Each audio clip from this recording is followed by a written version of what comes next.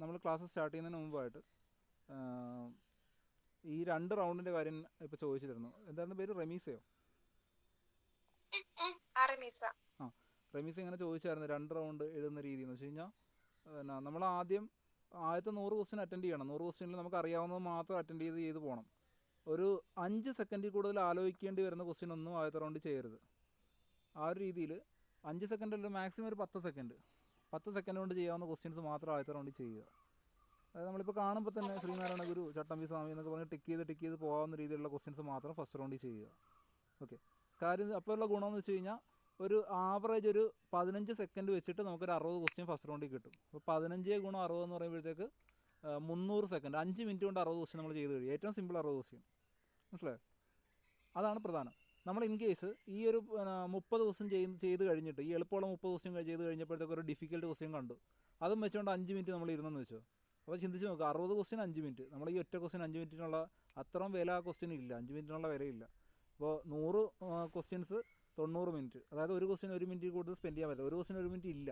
GK question maximum ഒരു 25 സെക്കൻഡൊക്കെ നമുക്ക് spend ചെയ്യാനുള്ളൂ. അപ്പോൾ കഴിഞ്ഞ LDC ഞാൻ നോക്കിയിട്ട് ഞാനൊരു 1 മണിക്കൂറല്ല, ഒരു 45 മിനിറ്റ് കൊണ്ട് ഞാൻ എഴുതി തീർന്നായിരുന്നു. 45 മിനിറ്റ് കൊണ്ട് എഴുതി കഴിഞ്ഞിട്ട് ബാക്കി 15 മിനിറ്റ് കൊണ്ട് ഞാൻ അതിൻ്റെ ഫ്രണ്ട് പേജിൽ അതിൻ്റെ ഉത്തരവും ഞാൻ എഴുതിയ ഓപ്ഷൻസും കൂടി എഴുതി വെച്ച്, ഫൈനൽ കീ നോക്കാൻ വേണ്ടിയിട്ട് ചോദ്യം, അതിൻ്റെ ഉത്തരം, ഞാൻ എഴുതിയ ഓപ്ഷൻസ് അത്ര എഴുതാനുള്ള ടൈം എനിക്ക് കിട്ടി. അത് കഴിഞ്ഞ് പിന്നെ എനിക്ക് അരമണിക്കൂർ ഫ്രീയും കിട്ടി. ഞാൻ വെറുതെ പറയുമല്ലോ, ഞാൻ ചെയ്ത കാര്യമാണ്. LDCക്ക് 1 മണിക്കൂർ എനിക്കെടുത്ത എക്സാമിന് മൊത്തം എടുത്തുള്ളൂ. എൻ്റെ കാര്യം എന്ന് വെച്ചാൽ ഫസ്റ്റ് റൗണ്ടിൽ അറിയാവുന്ന മാത്രമേ എഴുതാവുള്ളൂ. അപ്പോഴത്തേക്ക് 5 മിനിറ്റ് കൊണ്ട് 5 മിനിറ്റ് അല്ല, ഒരു 15 മിനിറ്റ് കൊണ്ട് ഫസ്റ്റ് റൗണ്ട് തീരും എങ്ങനെ വന്നാലും. അപ്പോൾ 60 ക്വസ്റ്റ്യൻ 15 മിനിറ്റ് കൊണ്ട് ചെയ്യാനും പറ്റും നിങ്ങൾക്ക്. ഇതിപ്പോൾ നിങ്ങൾ ടൈം നോക്കണ്ട. നിങ്ങൾ എന്തായിരുന്നു ചെയ്യാത്ത ക്വസ്റ്റ്യൻ മാർക്ക് ചെയ്തു എന്ന് വെച്ച് കഴിഞ്ഞാൽ, ചെയ്യുന്ന ക്വസ്റ്റ്യൻ എന്താണെന്നറിയാം. ചെയ്യുന്ന ക്വസ്റ്റ്യൻ്റെ അവിടെ ഒരു ടിക്ക് ഇടണം, നമ്മൾ എഴുതിയ ആൻസറും ടിക്ക് ഇടണം. ഇല്ലെങ്കിൽ നമ്മൾ റാങ്ക് ലിസ്റ്റ് വരാൻ നേരത്ത് നമ്മുടെ PSC സമയം തരുമല്ലോ, നമ്മുടെ ഉത്തരം ശരിയാണോ തെറ്റാണോ എന്നൊക്കെ നോക്കാനുള്ള സമയം തരും. അവർ കൊടുത്തേക്കുന്ന റാങ്ക് ലിസ്റ്റിൽ അനുസരിച്ചുള്ള മാർക്കേ നമുക്കുള്ളൂ, അതിനുള്ള ടൈം നമുക്ക് തരും. ഓക്കെ, അപ്പോൾ അതിൽ മിക്കപ്പോഴും തർക്കം വരാൻ ചാൻസ് ഉണ്ട്. കാര്യം എനിക്കൊക്കെ കഴിഞ്ഞ LGSനൊക്കെ എനിക്ക് മെയിൻ ലിസ്റ്റ് വരേണ്ട മാർക്ക് എനിക്ക് ഉണ്ടായിരുന്നു. പക്ഷേ അവരിട്ടേക്കുന്ന മാർക്ക് അതിലും കുറവായിരുന്നു. അവരിട്ടേക്കുന്നത് 66 സംതിങ് കൊണ്ടാണ് അവരിട്ടേക്കുന്നത്. അത് വെച്ചാൽ എനിക്ക് സപ്ലിമെൻ്റ് ലിസ്റ്റ് കിടന്നു. പക്ഷേ ഞാൻ കാൽക്കുലേറ്റ് ചെയ്തപ്പോൾ എനിക്ക് അതിൽ കൂടുതൽ മാർക്ക് ഉണ്ടായിരുന്നു, 69 പോയിൻ്റ് ഉണ്ടായിരുന്നു എനിക്ക്. അപ്പോൾ അത് അങ്ങനെ തെറ്റുകൾ വരും. അപ്പോൾ ഞാനത് ചാലഞ്ച് ചെയ്തൊന്നുമില്ല. അന്ന് നമുക്ക് ചാലഞ്ച് ചെയ്യാനുള്ള ഓപ്ഷനൊക്കെ വരും. അതുകൊണ്ട് തന്നെ നമ്മൾ ചോദ്യപേപ്പറിൽ ചോദ്യത്തിൻ്റെ അവരുടെ ടിക്ക് ചെയ്ത ചോദ്യം, പിന്നെ അതിൻ്റെ ആൻസറും ടിക്ക് ഇടുക, അങ്ങനെ പോകണം. ഓക്കെ, അപ്പോൾ അത് കഴിഞ്ഞ് സെക്കൻഡ് റൗണ്ടിൽ നമുക്ക് അറിയാത്ത ചോദ്യങ്ങൾ എല്ലാം എഴുതി പോകും. സെക്കൻഡ് റൗണ്ടിൽ അറിയാൻ മേലാത്ത ചോദ്യങ്ങളും ചെയ്യണം. അറിയാൻ മേലാത്ത ചോദ്യങ്ങൾ ചെയ്യാൻ പറ്റാത്ത എക്സാം അല്ല, ചെയ്യാതിരിക്കേണ്ട എക്സാം അല്ല LGS. കാര്യം അറിയാനൊക്കാത്ത ചോദ്യങ്ങളും എഴുതണം LGSന്. അല്ലാതെ LGSന് പോന്നിട്ട് കാര്യമില്ല. കാര്യം LGS എക്സാം നമുക്ക് അറിയാവുന്ന മാത്രം എഴുതിയിട്ട് പോരാൻ പറ്റത്തില്ല. അൻസിലേക്ക് നാളെ എക്സാം ഉണ്ടോ? ഇല്ല സാർ, 7-ാം തീയതി. ഒന്ന് പറയുന്ന കാര്യങ്ങളൊന്ന് കേട്ടോ, നമുക്ക് ക്ലാസ്സിലോട്ട് പോവാം. അപ്പോൾ ഇതാണ് നമ്മുടെ LGSൻ്റെ എക്സാം വരുമ്പോഴത്തേക്ക് നമ്മൾ അറിയാവുന്ന മാത്രം ചെയ്യാൻ പറ്റത്തില്ല. നമുക്ക് അറിയാവുന്ന മാത്രം ചെയ്യാനാണെങ്കിൽ ഒരു 75 എണ്ണമൊക്കെ ചെയ്യാൻ പറ്റുള്ളൂ. ഓക്കെ, 75 എണ്ണമൊക്കെ നമുക്ക് അറിയാവുന്ന ഉണ്ടാവുള്ളൂ. ബാക്കി പിന്നെ റിസ്ക് എടുത്ത് നമ്മൾ ചെയ്യണം. റിസ്ക് എടുത്ത് ചെയ്തേ പറ്റുള്ളൂ. കാര്യം റിസ്ക് എടുക്കാതെ പോന്നു കഴിഞ്ഞാൽ ഉള്ള പ്രശ്നം എന്ന് വെച്ച് കഴിഞ്ഞാൽ, എനിക്ക് പരിചയത്തിലുള്ളൊരുത്തനുണ്ട്, അവന് 85 മാർക്ക് കഴിഞ്ഞ LGSനുണ്ട്. അപ്പോൾ അവൻ അറ്റൻഡ് ചെയ്ത ക്വസ്റ്റ്യൻ എന്ന് പറഞ്ഞാൽ 98 99 ക്വസ്റ്റ്യൻസാണ് അറ്റൻഡ് ചെയ്തേക്കുന്നത്. അത് എന്തുകൊണ്ടാണ് അങ്ങനെ വന്നതെന്ന് വെച്ച് കഴിഞ്ഞാൽ, 85 മാർക്കുണ്ട് അവന്, 8 നെഗറ്റീവ് ആൻഡുണ്ട്. അപ്പോൾ എത്രയായി? 85 8 93 എണ്ണം അപ്പോൾ തന്നെ ആയി. പിന്നെ ഈ നെഗറ്റീവ് വരാൻ കാരണമായിട്ടുള്ള 3 മാർക്ക്, നെഗറ്റീവ് കൊണ്ട് കുറഞ്ഞ 3 മാർക്ക്, അപ്പോഴത്തേക്ക് 96 പിന്നെ 2 ചോദ്യം ഡിലീറ്റ് ചെയ്തു. അങ്ങനെ 98 ക്വസ്റ്റ്യൻ അറ്റൻഡ് ചെയ്തു. മനസ്സിലായോ? 98 അറ്റൻഡ് ചെയ്ത് 8 നെഗറ്റീവ്, അപ്പോൾ എത്രയായി? 98 90 90 പിന്നെയും കുറഞ്ഞ് 3 മാർക്ക് നെഗറ്റീവിൻ്റെ. അങ്ങനെ പിന്നെ 2 മാർക്ക് ക്വസ്റ്റ്യൻ ഡിലീറ്റ് ചെയ്തതിൻ്റെ 2 മാർക്ക് കുറഞ്ഞു. അങ്ങനെ 85 മാർക്ക്. 98 അറ്റൻഡ് ചെയ്തുകൊണ്ടാണ് അവൻ 85. അവൻ 51ാമത്തെ റാങ്കായിരുന്നു കഴിഞ്ഞ LGS. ഇപ്പോൾ ഇത്തവണ ഒരു 87 വേണം, 51ാമത്തെ റാങ്ക് വേണമെങ്കിൽ. അപ്പോൾ അവന് റാങ്ക് ലിസ്റ്റ് വന്ന് 1 മാസം 1.5 മാസം കൊണ്ട് അഡ്വൈസ് പോയി. ഓക്കെ, എൻ്റെ പേര് രോഹിത് എന്നാണ്, നിങ്ങൾക്ക് ചെക്ക് ചെയ്യാം. ആലപ്പുഴ LGS ആണ്. അപ്പം ഇതാ ഞാൻ പറഞ്ഞത്, നമ്മൾ ആ എക്സാമിൻ്റെ അറ്റംപ്റ്റിങ് ഇമ്പോർട്ടൻ്റ് ആണ്. എക്സാം നമുക്ക് 75 80 അറ്റൻഡ് ചെയ്തിട്ട് പോരരുത്. എബോവ് 93ക്ക് മുകളിൽ അറ്റംപ്റ്റ് കൊണ്ടുപോകണം LGS.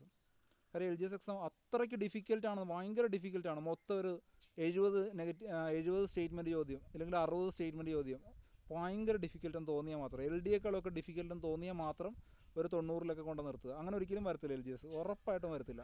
എന്നാലും ഈ LGSന് ഒരിക്കലും അങ്ങനെ വരാൻ പോകില്ല. അതുകൊണ്ട് അറ്റംപ്റ്റ് എപ്പോഴും കൂട്ടിക്കൊണ്ടുപോകാൻ നോക്കുക. ഓക്കെ, അപ്പോൾ ഇതാണ് അതിനകത്ത് പറയാനുള്ളത്.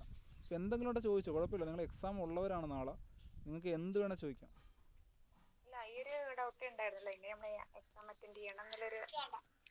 അതെ,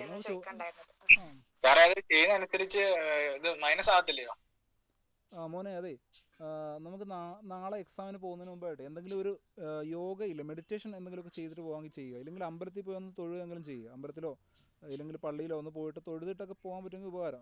പോകുന്ന വഴി അങ്ങനെ ഉണ്ടെങ്കിൽ അവിടെ എല്ലാം കാര്യം മൈൻഡ് ഒന്ന് കൂളായിട്ട് പോകുന്നത് നല്ലതായിരിക്കും.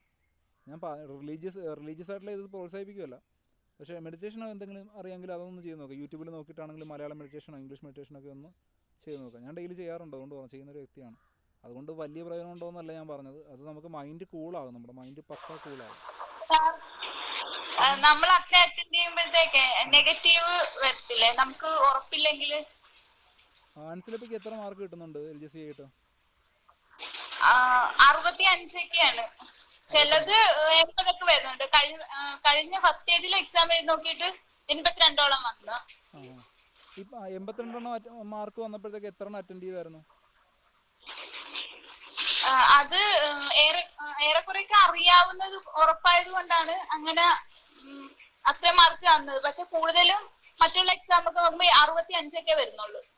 അതല്ല മോളെ ഞാൻ ചോദിച്ചാൽ, ഇപ്പം ഇതിനകത്ത് ഇത് അറ്റൻഡ് ചെയ്തപ്പോഴത്തേക്ക് എത്ര ക്വസ്റ്റ്യൻ അറ്റൻഡ് ചെയ്തു? 2 3 വിട്ടുള്ളൂ, അതോ എല്ലാം ചെയ്തോ? ഇല്ല, ഞാൻ 90 above ചെയ്തായിരുന്നു. അപ്പോൾ നമ്മുടെ ഈ മോക്ക് ടെസ്റ്റ് പോലെ അല്ല LGS എക്സാം വരുമ്പോഴത്തേക്ക് ഫസ്റ്റ് സ്റ്റേജ് പോലെയൊക്കെ തന്നെ സെക്കൻഡ് സ്റ്റേജും വരത്തുള്ളൂ. മനസ്സിലായോ? ചിലപ്പോൾ സെക്കൻഡ് സ്റ്റേജിനേക്കാളും സിമ്പിളായിരിക്കും. അപ്പോഴത്തേക്ക് നമ്മൾ സെക്കൻഡ് സ്റ്റേജിൻ്റെ ലെവലിൽ തന്നെ വരും, ഇല്ലെങ്കിൽ അതിനേക്കാളും സിമ്പിൾ. വലിയ വ്യത്യാസമൊന്നും വരത്തില്ല. ഇച്ചിരി കുറച്ചുകൂടി പാടായാലും LGS ആണ് ഏറ്റവും സിമ്പിൾ, ഇന്ത്യയിൽ നടത്തുന്ന ഏറ്റവും സിമ്പിൾ എക്സാമാണ്. അത് ഓർത്തോണം, ഏറ്റവും സിമ്പിൾ ഗവൺമെൻറ് ജോലി എക്സാം എന്ന് വേണമെങ്കിൽ നമുക്ക് പറയാം. അതുകൊണ്ട് അത് പാടായിരിക്കുമെന്ന് ചിന്തിക്കേണ്ട കാര്യമില്ല. പിന്നെ ടെൻഷൻ്റെ ഒരു കാര്യം നോക്കിയോ, ഞാൻ കഴിഞ്ഞ വീഡിയോ പറഞ്ഞു, നിങ്ങൾ വീഡിയോ കണ്ടില്ലെങ്കിൽ ഞാൻ പറയാം. ടെൻഷൻ കൂടുമ്പോഴത്തേക്ക് മാർക്ക് കുറയും. ടെൻഷൻ കൂടുമ്പോൾ എന്ത് ചെയ്യും? മാർക്ക് കുറയും. അപ്പോൾ നിങ്ങൾക്ക് എന്ത് വേണമെന്ന് നിങ്ങൾ തന്നെ തീരുമാനിക്കുക. ടെൻഷൻ അടിച്ച് പോകണോ അതോ മാർക്ക് കൂട്ടി പോകണോ? ടെൻഷൻ കുറയുമ്പോൾ മാർക്ക് കൂടും. പിന്നെ എക്സാം അറ്റൻഡ് ചെയ്യുമ്പോഴത്തേക്ക് എക്സാമിൽ നമ്മളൊരു കൂൾ ഓഫ് ടൈമാണ് അരമണിക്കൂർ തരുന്നത്. അരമണിക്കൂറിൽ 5 മിനിറ്റ് കൊണ്ട് OMR മാർക്ക് ചെയ്ത് കഴിയും നമ്മൾ, ആ ഒരു 5 മിനിറ്റ്. പിന്നെ ടീച്ചർ വന്ന് ഒപ്പിട്ട് കൊടുക്കാനുള്ള ടൈം മാത്രമേ ഉള്ളൂ. നമ്മുടെ എക്സാമിൻ്റെ ഹാളിലെ കാര്യമാണ് പറയുന്നത്. ബാക്കി ഒരു 20 മിനിറ്റ് നമുക്ക് അവിടെ കിട്ടും. ആ 20 മിനിറ്റ് പറ്റുമെങ്കിൽ ഒന്ന് കിടന്നൊന്ന് കൂളാകുക, അവിടെ ഒന്ന് കിടക്കുക, അല്ലെങ്കിൽ കണ്ണടച്ചൊന്ന് ബ്രെത്ത് ഒന്ന് ഒബ്സർവ് ചെയ്യുക. അത് ഏറ്റവും നല്ല മാർഗ്ഗം. അതായത് നമ്മുടെ ശ്വാസം ഒന്ന് നിരീക്ഷിച്ചാൽ മതി. കണ്ണടച്ചിട്ട് ഒരു 15 മിനിറ്റ് ശ്വാസം നിരീക്ഷിക്കുമ്പോഴത്തേക്ക് അത് മൈൻഡ്ഫുൾനെസ് എന്ന് പറയും. മൈൻഡ്ഫുൾനെസ് മെഡിറ്റേഷൻ എന്ന് പറഞ്ഞൊരു ടെക്നിക്കാണത്. അതായത് ആ 15 മിനിറ്റ് കൊണ്ട് നമ്മൾ ആ ശ്വാസം മുകളിലോട്ട് പോകുന്നതും പുറത്തോട്ട് ഇറങ്ങി പോകുന്നതും ഒന്ന് ശ്രദ്ധിച്ച് കണ്ണടക്കി ശ്രദ്ധിക്കുക. അപ്പോൾ ടീച്ചർ ഒന്ന് എന്തിനേലും വിളിക്കുകയാണെങ്കിൽ മാത്രം കണ്ണു തുറന്നാൽ മതി. കണ്ണടച്ച് ഇങ്ങനെ കയ്യിൽ താടിക്ക് കൈ കൊടുത്ത് ഇങ്ങനെ ഇരുന്നാൽ മതി. ആരും ശ്രദ്ധിക്കത്തൊന്നുമില്ല, അവരവരുടേതായിട്ടുള്ള ടെൻഷനിൽ നിൽക്കുമായിരിക്കും. അത് കഴിയുമ്പോഴത്തേക്ക് നമ്മൾ പ്രസൻറ്റ് മൂമെൻറ്റിലോട്ട് വരും. മൈൻഡ്ഫുൾനെസ് എന്ന് പറഞ്ഞാൽ പ്രസൻറ്റ് മൂമെൻറ്റിലോട്ട് വരാനുള്ള ടെക്നിക്കാണ്. നമ്മളിങ്ങനെ കണ്ണടച്ചിരിക്കുന്നു, ശ്വാസം ഉള്ളിലോട്ട് പോകണമെന്ന് ശ്രദ്ധിക്കുന്നു, പുറത്തോട്ട് പോകണം ശ്രദ്ധിക്കുന്നു. ഇങ്ങനെ ശ്വാസം ഉള്ളിലോട്ട് പോകണം, പുറത്തോട്ട് അങ്ങനെ ശ്രദ്ധിക്കുമ്പോഴത്തേക്ക് കുറച്ച് കഴിയുമ്പോഴത്തേക്ക് നമ്മൾ ഡീപ്ലി പ്രസൻറ്റൻസിലോട്ട് മാറും. നമ്മൾ ആ ഒരു എക്സാം ഹാളിലോട്ട് മൊത്തമാകും നമ്മുടെ ശ്രദ്ധ. അതായത് ചുറ്റുമുള്ള സൗണ്ടൊക്കെ നമുക്ക് കേൾക്കാൻ പറ്റും. ആ സമയം അല്ലെങ്കിൽ നമ്മൾ സൗണ്ടൊന്നും ശ്രദ്ധിക്കത്തില്ല, നമ്മുടെ മൈൻഡിലെ കാര്യങ്ങളായിരിക്കും ശ്രദ്ധിക്കുന്നത്. മൈൻഡിൽ വരുന്ന കാര്യങ്ങൾ. അതിൻ്റെ റീസൺ എന്ന് പറഞ്ഞു കഴിഞ്ഞാൽ ചിന്തകൾ ഓവറായിട്ടുള്ളപ്പോഴത്തേക്ക് നമുക്ക് വേറെ ഒന്നും ശ്രദ്ധിക്കാൻ പറ്റത്തില്ല. അതിനാണ് സ്ട്രെസ് എന്ന് പറയുന്നത്. അത് തന്നെയാണ് സ്ട്രെസ് എന്ന് പറഞ്ഞാൽ തോട്ട്സ് കൂടുതൽ, ചിന്തകൾ കൂടുതലുള്ളതിനെയാണ് സ്ട്രെസ് എന്ന് പറയുന്നത്. അപ്പോൾ ചിന്ത കൂടുതൽ വേണമെങ്കിൽ ബ്രെയിനെ റിലാക്സ് ചെയ്യണം. ബ്രെയിനെ റിലാക്സ് ചെയ്യാനുള്ള ടെക്നിക്സ് ഇതൊക്കെ. അപ്പോൾ നമ്മൾ രാവിലെ പോകുമ്പോൾ എന്തെങ്കിലും ഒരു വാമപ്പ് എക്സസൈസോ എന്തെങ്കിലും എക്സസൈസൊക്കെ അറിയാവുന്നവരാണെങ്കിൽ ഒരു വാമപ്പ് എക്സസൈസൊക്കെ ഒന്ന് ചെയ്തിട്ട് പോവുക. എക്സസൈസ് ചെയ്യുമ്പോഴത്തേക്ക് നമ്മുടെ ജോയിൻസിൽ ആണ് ഈ സ്ട്രെസ് ഹോർമോൺസൊക്കെ വന്ന് അടിയുന്നത്. ഈ കോർട്ടിസോൾ പോലുള്ള സ്ട്രെസ് ഹോർമോൺസൊക്കെ നമ്മുടെ മുട്ടിൻ്റെ ജോയിൻറ്റ്, അതേപോലെ നമ്മുടെ താടിയിൽ ഇവിടുത്തെ ജോയിൻറ്റ്, ഈ ജോയിൻറ്റിലൊക്കെ വന്നാണ് ഈ സ്ട്രെസ് ഹോർമോൺസ് നിൽക്കുന്നത്. അപ്പോൾ നമ്മളെന്തെങ്കിലും എക്സസൈസൊക്കെ ചെയ്യുവാണെങ്കിൽ, ചെയ്തിട്ട് പോകണമെങ്കിൽ ആ സ്ട്രെസ് ഹോർമോൺസ് കുറഞ്ഞ് നിൽക്കും. അപ്പോൾ ചില എക്സാംസിനൊക്കെ പോകുമ്പോഴത്തേക്ക് ഒരു സ്ട്രെസ്സും ഇല്ലാതെ പോയി എഴുതാൻ പറ്റും. ഞാനൊക്കെ പോയി ചില എക്സാമിനൊക്കെ കൂളായിട്ട് പോയി എഴുതിയിട്ട് അടുത്തിരിക്കുന്നവരോട് സംസാരിച്ച് കൂളായിട്ട് പോയി എഴുതിയിട്ട് വരാൻ പറ്റും. പിന്നെ ഞാനിത് ഈ ഒരു പ്രാക്ടീസ്, അതായത് എനിക്ക് ടെൻഷൻ ഇല്ലാതായത് കുറച്ച് നാൾ മുമ്പ്, ഒരു വർഷം മുമ്പ് വരെ എനിക്ക് നല്ല ടെൻഷനായിരുന്നു എക്സാം. പക്ഷേ പിന്നീട് അങ്ങോട്ടേ പോയിട്ടുള്ള എക്സാമിനൊന്നും ഇപ്പോഴത്തെ എക്സാമിനൊന്നും എനിക്കൊരു ടെൻഷനും ഇല്ല. കൂളായിട്ട് ഞാൻ പോയി എഴുതും. എക്സാം പക്ക കൂടെ. എക്സാം എഴുതുന്ന സമയത്ത് ഒരുപാട് നമ്മൾ ഇപ്പോൾ LSTS എക്സാം എഴുതിയിട്ടുണ്ട്, IASൻ്റെ പ്രിലിംസ് എഴുതിയിട്ടുണ്ട്. IASൻ്റെ പ്രിലിംസ് ഞാൻ തോറ്റാണ്, ഫെയിലായതാണ്. പക്ഷേ ഒരു 6 മാർക്കിനാണ് ഫെയിലായത്. പക്ഷേ ആ എക്സാമിനൊക്കെ പോകുമ്പോഴത്തേക്ക് നമുക്ക് എക്സാം കഴിയുമ്പോഴത്തേക്ക് തലവേദനയായിരിക്കും. നമ്മളിങ്ങനെ വിക്സൊക്കെ കൊണ്ടായിരിക്കും പിള്ളേരെല്ലാം വരുന്നത് ഉച്ച കഴിഞ്ഞുള്ള എക്സാമിന്. അപ്പോൾ വിക്സ് എല്ലാവരും പാസ് ചെയ്യുമ്പോൾ തലയിൽ ഇങ്ങനെ തുടയ്ക്കും. പക്ഷേ LGS ഒന്നും അങ്ങനെയൊന്നും ഇല്ലല്ലോ, നമ്മൾ അത്രയും പാടൊന്നുമില്ല. IASൻ്റെ എക്സാം ഒക്കെ കഴിയുമ്പോഴത്തേക്ക് നമ്മൾ ഓൾറെഡി ടയേർഡായിരിക്കും. LGS എക്സാം വളരെ സിമ്പിൾ, 1.5 മണിക്കൂർ എക്സാം. നിങ്ങൾ അത്രയും സിമ്പിൾ എക്സാമാണ്. അപ്പോൾ നിങ്ങൾ ആ സിമ്പിളാണെന്നുള്ളത് സത്യം നിങ്ങൾ മനസ്സിലാക്കുക.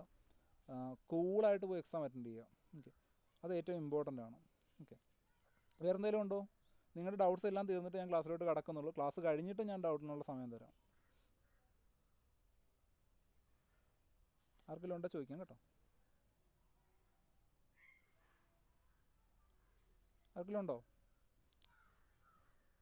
ക്ലാസ്സിലോട്ട് പോകാം നമുക്ക്. ഓക്കെ, ഞാൻ കുറച്ച് ഇമ്പോർട്ടൻ്റ് ചോദ്യങ്ങൾ ഞാൻ ചോദിക്കാം. എൻ്റെ ഇരിക്കുന്ന റാങ്ക് ഫയൽ വെച്ചാണ് ഞാൻ ചോദിക്കുന്നത്. അപ്പോൾ 1857 വിപ്ലവം പൊട്ടിപ്പുറപ്പെട്ട ദിവസം?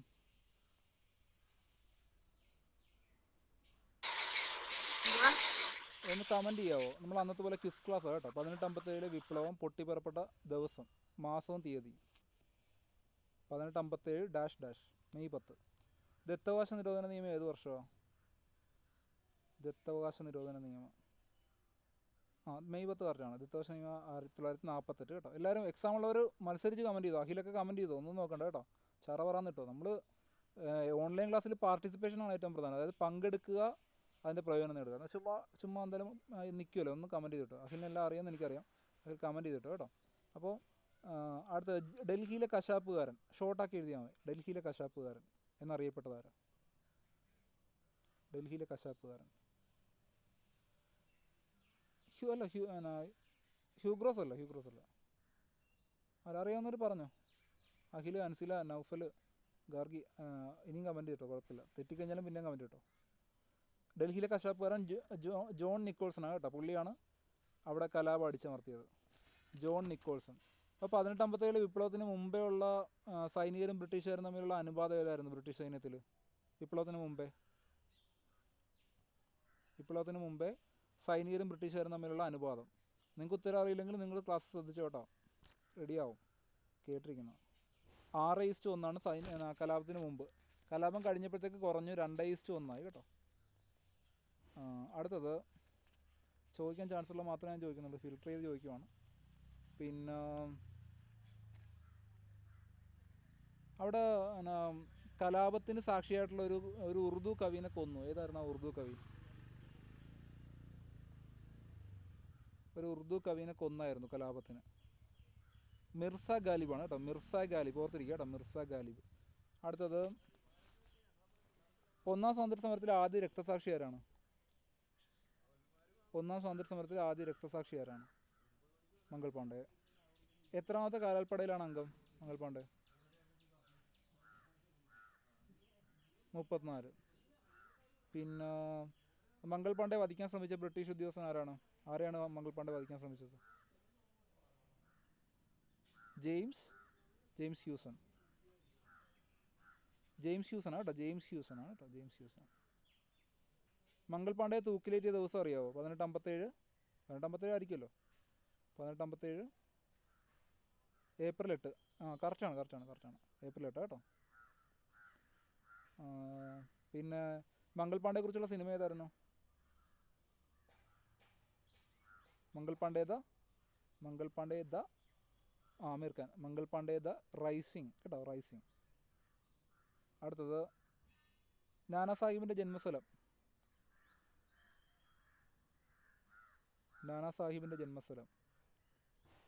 കാൺപൂർ. നാനാ സാഹിബിൻ്റെ ജന്മസ്ഥലം കാൺപൂരാണ് കേട്ടോ. കാൺപൂർ കറക്റ്റാണ്. ബാല്യകാല നാമം എന്തോ?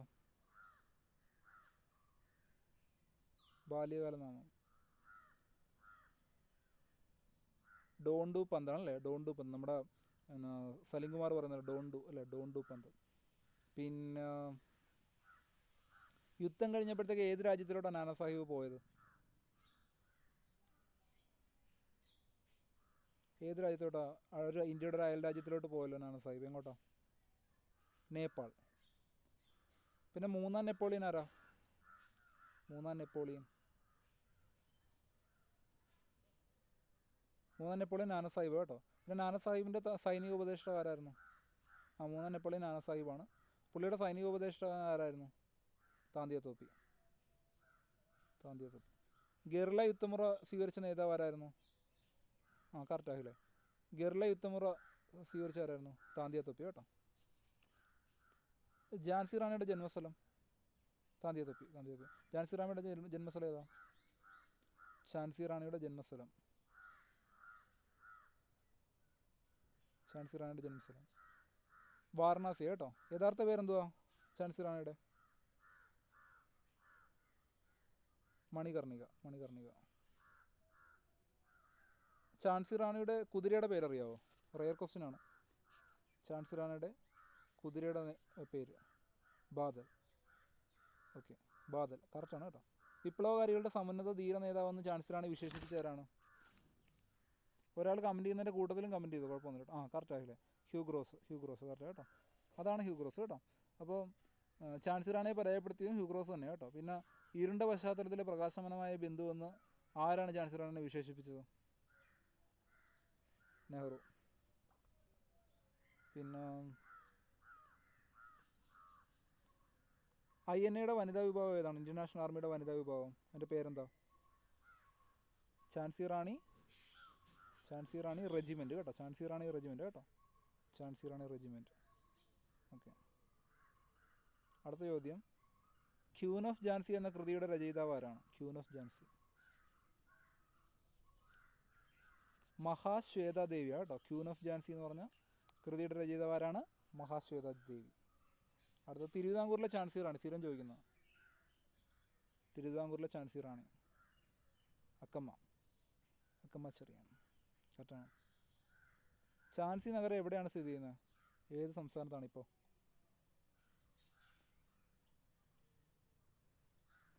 ഝാൻസി നഗരം ഇപ്പോൾ ഏത് സംസ്ഥാനത്ത് സ്ഥിതി ചെയ്യുന്നു? UP ആണ് കേട്ടോ, ഉത്തർപ്രദേശാണ്. അടുത്തത് മണികർണിക എന്ന, അതെ UP കേട്ടോ. മണികർണിക എന്ന സിനിമയിൽ ഝാൻസി റാണിയായിട്ട് വേഷമിട്ടത് ആരാണ്? കങ്കണ കേട്ടോ. വിദ്യാബാലനല്ല, കങ്കണ റണ്ണൗട്ട് കേട്ടോ. അടുത്തത് ദത്തവാസ നിരോധന നിയമപ്രകാരം പിടിച്ചെടുത്ത ആദ്യത്തെ നാട്ടുരാജ്യം ഏതാണ്? ദത്തവാസ നിരോധന നിയമപ്രകാരം പിടിച്ചെടുത്ത ആദ്യ നാട്ടുരാജ്യം സത്താറയാണ്. ഓക്കെ, അവസാനം പിടിച്ചെടുത്ത ഔദാണ്. പിൻവലിച്ച വർഷം അറിയോ? ദത്തവാസ നിരോധന നിയമം പിൻവലിച്ച വർഷം 1859 കേട്ടോ. നമ്മുടെ ഇതൊക്കെ കഴിഞ്ഞിട്ടാണെന്ന് ഓർത്താൽ, നമ്മുടെ 1857 വിപ്ലവമൊക്കെ കഴിഞ്ഞിട്ടാണ് പിൻവലിച്ചതെന്ന് പറഞ്ഞത്. 1859 കേട്ടോ. പിന്നെ 1857 വിപ്ലവത്തിലെ വന്ധ്യവയോധികൻ ആരാ?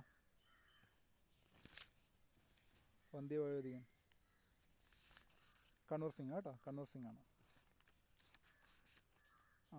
അത് ഇന്ത്യയുടെ വന്ധ്യവയോധികൻ കേട്ടോ, ദാദാഭായ് നവറോജി. പിന്നെ ബഹദൂർ ഷായെ നാടുകടത്തി എങ്ങോട്ടാണ്? ഡൽഹിയിൽ കലാപത്തിന് നേതൃത്വം കൊടുത്ത ബഹദൂർ ഷായെ നാടുകടത്തി എങ്ങോട്ടാണ്? മ്യാൻമാറിലെ റംഗൂണിലോട്ടാണ്. ഓക്കെ, റംഗൂണാണ്. അടുത്തത് വിപ്ലവം കഴിഞ്ഞ് ഇന്ത്യയിലെ ആദ്യ വൈസ്രോയായി തിരഞ്ഞെടുത്തത് ആരെയാണ്? വിപ്ലവം കഴിഞ്ഞിട്ട്, അതായത് വിപ്ലവം കഴിഞ്ഞപ്പോഴത്തേക്ക് 1858 രാജ്ഞിയുടെ വിളംബരം വെച്ച് രാജ്ഞി ഏറ്റെടുത്തു.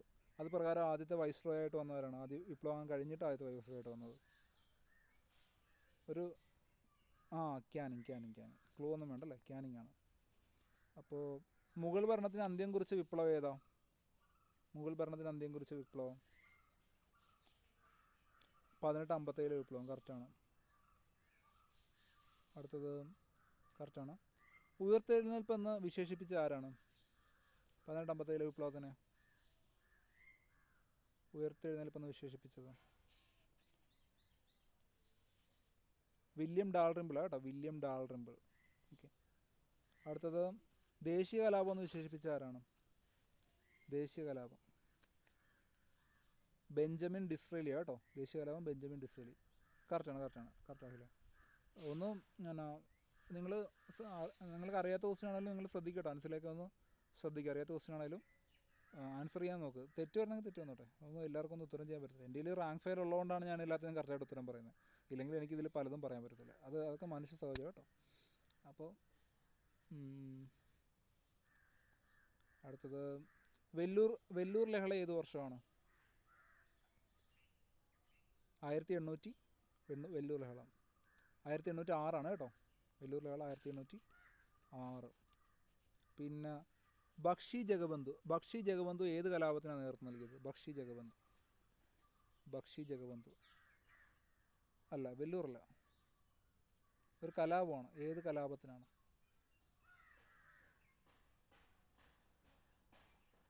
പൈക കലാപം കേട്ടോ. ബക്ഷി ജഗബന്ധു പൈക കലാപം. പിന്നെ INC-യുടെ മുൻഗാമി ഏതാണ്? INC-യുടെ മുൻഗാമി എന്നറിയപ്പെടുന്ന സംഘടന. ഇതൊക്കെ നമുക്ക് എല്ലാവർക്കും അറിയാവുന്ന ഒരു ടോപ്പിക്കാണ്. ഇന്ത്യൻ നാഷണൽ കോൺഗ്രസിൻ്റെ മുൻഗാമി ഇന്ത്യൻ നാഷണൽ യൂണിയനാണ് കേട്ടോ. ഇന്ത്യൻ നാഷണൽ ആർമി അല്ല, Indian national union. Indian national army അല്ല കേട്ടോ, Indian national union. Indian national ആർമിയൊക്കെ ലേറ്റായിട്ടാണ് വന്നത്. ഇന്ത്യൻ നാഷണൽ യൂണിയനാണ് കേട്ടോ. അടുത്തത് ഇന്ത്യൻ നാഷണൽ യൂണിയനാണ്. അടുത്ത ചോദ്യം ചോദിക്കാം. ആരാണ് സ്ഥാപകൻ? ആരാണ് INC-യുടെ സ്ഥാപകൻ? കറക്റ്റാണ്, ഹ്യൂമാണ് കേട്ടോ. പുള്ളി തന്നെയായിരുന്നു ആദ്യത്തെ സെക്രട്ടറി കേട്ടോ, സ്ഥാപക സെക്രട്ടറി. പിന്നെ ആദ്യത്തെ പ്രസിഡന്റ് ആരാ? എപ്പോഴും ചോദിക്കുന്ന WC ബാനർജി. രണ്ടാമത്തെ പ്രസിഡന്റ് ആരാ? രണ്ടാമത്തെ പ്രസിഡന്റ് ദാദാബായ് നവറോജി അല്ലേ? രണ്ടാമത്തെ പ്രസിഡന്റ് നോക്കണം കേട്ടോ. അപ്പോൾ അടുത്തത് ഇതൊക്കെ നിങ്ങൾക്ക് അറിയാവുന്ന ടോപ്പിക്കാണ് കുറേയൊക്കെ. ആദ്യം മുസ്ലിം പ്രസിഡന്റ് ആരാ? ദാദാബായ് നവറോജി കറക്റ്റ്. ആദ്യം മുസ്ലിം പ്രസിഡന്റ് ആരാ?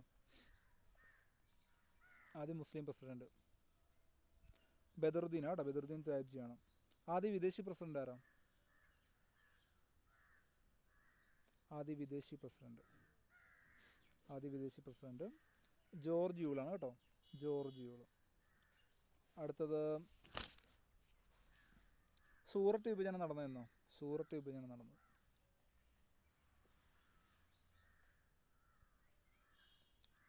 അല്ല, സൂററ്റ് വിഭജനം അല്ല, 1907 കേട്ടോ.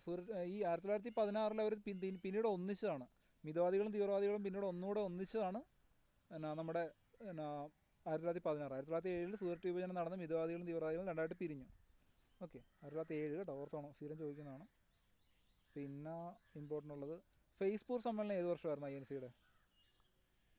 INC-യുടെ ഫെയ്സ്പൂർ സമ്മേളനം 1937 കേട്ടോ. ഫെയ്സ്പൂർ സമ്മേളനം 1937. പിന്നെ അടുത്തത്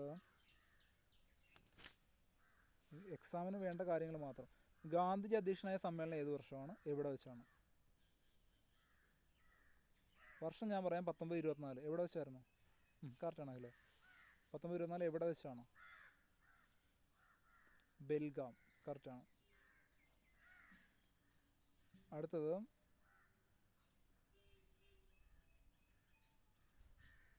കോൺഗ്രസിൻ്റെ രൂപീകരണമായിട്ട് ബന്ധപ്പെട്ട തിയറി ഏതാ? കോൺഗ്രസിൻ്റെ രൂപീകരണമായിട്ട് ബന്ധപ്പെട്ട തിയറി സേഫ്റ്റി വാൾവ് തിയറിയാണ് കേട്ടോ, സേഫ്റ്റി വാൾവ് തിയറി. ആദ്യ വനിതാ പ്രസിഡന്റ് ആരാണ് കോൺഗ്രസിൻ്റെ? ആദ്യ വനിതാ പ്രസിഡന്റ്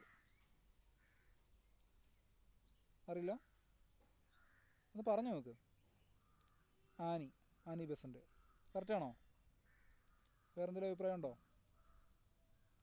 അൻസില ഇല്ല, ആനി ബെസന്റ് ആണ് കേട്ടോ.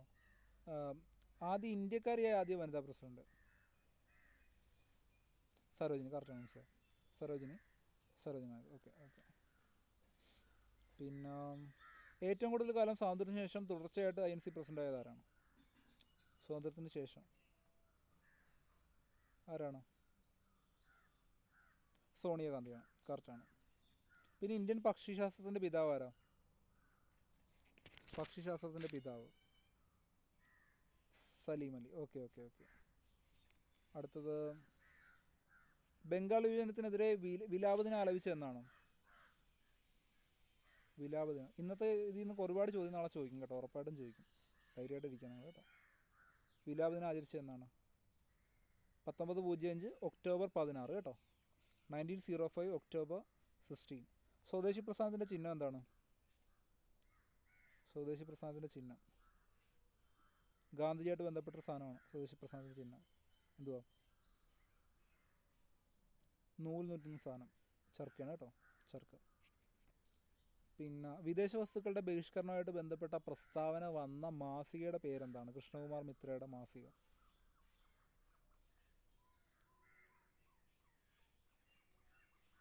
സഞ്ജീവനി എന്ന് പറഞ്ഞ ഒരു ഇതിലാണ് കേട്ടോ, സഞ്ജീവനിയാണ് കേട്ടോ, സഞ്ജീവനി. ഒന്ന് ഓർത്തിരുന്നാൽ മതി. അടുത്തത് സ്വദേശി സ്റ്റീം നാവിഗേഷൻ കമ്പനി ആരംഭിച്ച ആരാണ്? സ്വദേശി സ്റ്റീം നാവിഗേഷൻ കമ്പനി ആരാണ്? വി.ഒ. ചിദംബരപിള്ള. ഓക്കെ. കപ്പലോട്ടിയ തമിഴൻ എന്നറിയപ്പെടുന്ന ആരാ? ചിദംബരപിള്ള. ഭാരത് മാത എന്ന ചിത്രം വരച്ച ആരാ? ഭാരത് മാത അബനീന്ദ്രനാഥ ടാഗോറാണ് കേട്ടോ. മിതവാദികളും തീവ്രവാദികളും 1907 പിരിഞ്ഞതിനെ എന്ത് വിളിക്കും? എന്ത് വിളിക്കും? സൂററ്റ് പിളർപ്പ് എന്ന് വിളിക്കും കേട്ടോ, സൂററ്റ് പിളർപ്പ്. അടുത്തത് ബ്രഹ്മസമാജം സ്ഥാപിച്ച ആരാണ്? ബ്രഹ്മസമാജം. സമാജങ്ങളെല്ലാം ഞാൻ ചോദിക്കാൻ പോകാം കേട്ടോ, ആരാണ് സ്ഥാപിച്ചത്? നിങ്ങൾ പറഞ്ഞു പോകാൻ റിവൈസ് ചെയ്യുക. ബ്രഹ്മസമാജം സ്ഥാപിച്ചത് രാജാറാം മോഹൻ റോയ് ആണ്. ബ്രഹ്മസമാജം രാജാറാം മോഹൻ റോയ്.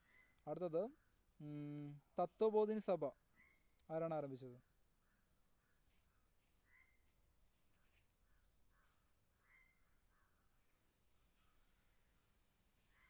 ദേവേന്ദ്രനാഥ ടാഗോർ കേട്ടോ, ദേവേന്ദ്രനാഥ ടാഗോറാണ്. അടുത്തത്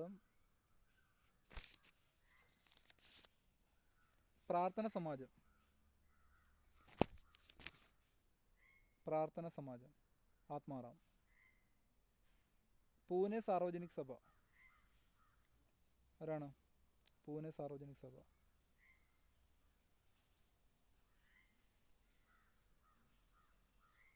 പൂനെ സാർവജനിക് സഭ. പൂനെ സാർവജനിക് സഭ ആരാണ്? മഹാദേവ് ഗോവിന്ദ റാണഡെയാണ് കേട്ടോ, മഹാദേവ് ഗോവിന്ദ റാണഡെ. നമ്മുടെ നാളത്തെ ക്ലാസ് നമ്മുടെ ലാസ്റ്റ് ക്ലാസ് ആയിരിക്കും ഈ ഒരു സെക്ഷൻ്റെ കേട്ടോ. സെക്ഷൻ എന്ന് പറഞ്ഞാൽ നമ്മുടെ റിവിഷൻ കോഴ്സിൻ്റെ സെക്ഷൻ്റെ ലാസ്റ്റ് ക്ലാസ് ആയിരിക്കും നാളത്തെ ക്ലാസ്. അപ്പോൾ നിങ്ങൾ മാക്സിമം ഇന്നത്തെ ക്ലാസ് നാളത്തെ ക്ലാസ് യൂസ് ചെയ്യാൻ നോക്കുക. നാളെ എക്സാം ഉള്ളവർ അറ്റൻഡ് ചെയ്യാൻ പറ്റത്തില്ലായിരിക്കും, എക്സാമിന് പോകുക എന്നുള്ളതായിരിക്കും. അതൊരു കാര്യമല്ല. നാളെ ഇനി എക്സാം കഴിഞ്ഞ് അറ്റൻഡ് ചെയ്യേണ്ട കാര്യമില്ല ക്ലാസ്. അപ്പോൾ അത് ഓർക്കുക. നാളെ എക്സാമിന് ദൂരത്തുള്ളവരൊക്കെ നാളെ പോകും. നാളെ രാവിലെ ആയിരിക്കും ക്ലാസ്. നിങ്ങൾക്ക് അറ്റൻഡ് ചെയ്യാൻ പറ്റത്തില്ല, നിങ്ങൾ നേരെ എക്സാമിന് പോയി ക്ലാസ് അറ്റൻഡ് ചെയ്യാനായിട്ട് നിൽക്കേണ്ട. പിന്നെ അത് കഴിഞ്ഞ് നമ്മുടെ ബാച്ച് സ്റ്റാർട്ട് ചെയ്യുന്നത് നമ്മുടെ സെക്രട്ടേറിയറ്റ് ഓയുടെ ബാച്ച് സ്റ്റാർട്ട് ചെയ്യുന്നുണ്ടാവും. ജോയിൻ ചെയ്യാനുള്ളവർക്ക് ഇതിലോട്ട് ജോയിൻ ചെയ്യാം. LGSൻ്റെ എക്സാം ഒരു ഡിസംബർ 7 കഴിയുമ്പോഴത്തേക്ക് നമ്മൾ അതിൻ്റെ ബാച്ച് സ്റ്റാർട്ട് ചെയ്യും. അപ്പോൾ അതിലോട്ട് ജോയിൻ ചെയ്യുന്നവർക്ക് അതിലോട്ട് മാറാം. നമ്മൾ എപ്പോഴും എക്സാം ഓറിയൻറ്റഡ് ആയിട്ട് ക്ലാസ്സുകൾ വെക്കത്തുള്ളൂ, അല്ലാതെ മന്ത്ലി ബേസിൽ ക്ലാസ്സുകൾ വെക്കത്തില്ല. എക്സാം ഓറിയൻറ്റഡ് ആയിട്ട് ക്ലാസ് വെക്കുന്നതാണ് നല്ലത്. കാര്യം എക്സാമിന് മുമ്പേ നമുക്ക് പോർഷൻ തീർക്കാം. നമ്മളല്ലാതെ പിള്ളേരെ കൊണ്ട് ലാഗ് അടുപ്പിച്ചിട്ട് കാര്യമില്ല. നിങ്ങൾ എക്സാമിന് മുമ്പേ നിങ്ങൾക്ക് മാക്സിമം കാര്യങ്ങൾ കിട്ടുന്ന രീതിയിൽ. ഓക്കെ. അപ്പോൾ ആ ക്ലാസ്സിലോട്ട് ജോയിൻ ചെയ്യുന്നവർക്ക് ഗ്രൂപ്പിലോട്ട് മെസ്സേജ് അയക്കാം. ഞാൻ പോൾ ഇട്ടോളാം ഗ്രൂപ്പിൽ കേട്ടോ. അപ്പോൾ അടുത്ത നമുക്ക് ചോദിക്കാം, സത്യശോധക് സമാജ് ആരാണ് സ്ഥാപിച്ചത്? സത്യശോധക് സമാജ് ജ്യോതിറാവ് പുലെ. ഓക്കെ. അടുത്തത് രാമകൃഷ്ണ മിഷൻ. ഇമ്പോർട്ടൻ്റ് ആണ് രാമകൃഷ്ണ മിഷൻ. ചിക്കാഗോ സർവമത സമ്മേളനത്തിലൊക്കെ പങ്കെടുത്ത ആളാണ്. വിവേകാനന്ദനാണ് കേട്ടോ, വിവേകാനന്ദൻ. അടുത്തത് ഹിതകാരിണി സമാജം. വളരെ ഇമ്പോർട്ടൻ്റ് ആണ് ഹിതകാരിണി സമാജം. ഒരു ക്രിക്കറ്റിൻ്റെ പന്തുമായിട്ടൊക്കെ ബന്ധപ്പെട്ട ആളാണ്. വീരേശലിംഗം പന്തുലു അല്ലേ, പന്തുലു നടത്താൻ മതി. അടുത്തത് വീരേശലിംഗം ആരംഭിച്ച മാസിക ഏതാണ്? ഒരു മാസികയുണ്ട്, ചോദിച്ചിട്ടുള്ളതാണ്, പ്രീവിയസ് ആണ്. വിവേകവർദ്ധിനിയാണ് കേട്ടോ, വിവേകവർദ്ധിനി. വീരേശലിംഗം പന്തുലു, വിവേകവർദ്ധിനി കേട്ടോ. അപ്പോൾ പന്ത് കൂടുതലായിട്ട് എറിയുവാണ്, ക്രിക്കറ്റിൽ പന്ത് എറിയുവാണെങ്കിൽ നമ്മൾ വിവേകം വർദ്ധിക്കും, ബുദ്ധി വർദ്ധിക്കും എന്നൊക്കെ ഓർത്താൽ മതി. പന്ത് എറിയുന്നവർക്ക് ബുദ്ധി കൂടുതലായിരിക്കും. സച്ചിനൊക്കെ ഭയങ്കര ബുദ്ധിയാണ്. പന്ത് എറിയുന്നവർക്ക് ബുദ്ധി കൂടുതലായിരിക്കും എന്നൊക്കെ ഓർത്താൽ മതി കേട്ടോ. അപ്പോൾ പന്തുലു, വിവേകം വർദ്ധിക്കും, ബുദ്ധി വർദ്ധിക്കും. അടുത്തതും ഹിന്ദു മഹാസഭ. ഹിന്ദു മഹാസഭ മദൻ മോഹൻ മാളവിയാണ് കേട്ടോ. കുറച്ച് സ്പീഡ് ചോദിക്കാൻ പോവാണ്, നിങ്ങൾ ആ സ്പീഡിനൊപ്പം പോവുക. സ്വാഭിമാന പ്രസ്ഥാനം.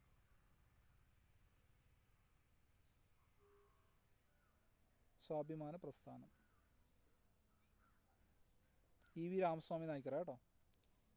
പെരിയോർ എന്നറിയപ്പെടുന്ന ആരാണ്? പെരിയോർ E.V. രാമസ്വാമി നായ്ക്കറാണ് കേട്ടോ.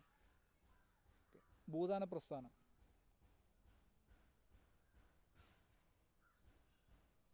വിനോ കറക്റ്റാണോ? വിനോ കറക്റ്റാണോ? വിനോദ ഭാവെ കേട്ടോ. സ്വദേശി പാണ്ഡവ സമിതി, ഇതെല്ലാം സിലബസിൽ പറയുന്ന കേട്ടോ, അതിൻ്റെ സ്ഥാപകരാണ് ചോദിക്കുന്നത് എപ്പോഴും. സ്വദേശി പാണ്ഡവ സമിതി അശ്വിനി കുമാർ ദത്തയാണ് കേട്ടോ, അശ്വിനി കുമാർ ദത്ത. അടുത്തത്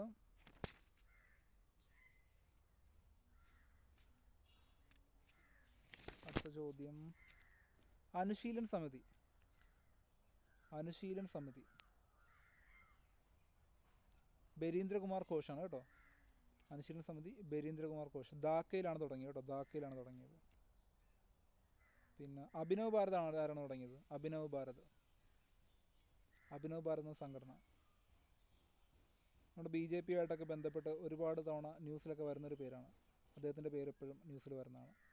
നമ്മുടെ ഭാരതീയ ജനതാ പാർട്ടിയായിട്ട് ബന്ധപ്പെട്ടൊക്കെ വരുന്ന പേരാണ്. അഭിനവ് ഭാരത് എന്ന സംഘടന ആരംഭിച്ചത് VD സവർക്കറാണ് കേട്ടോ, VD സവർക്കർ. അടുത്തത്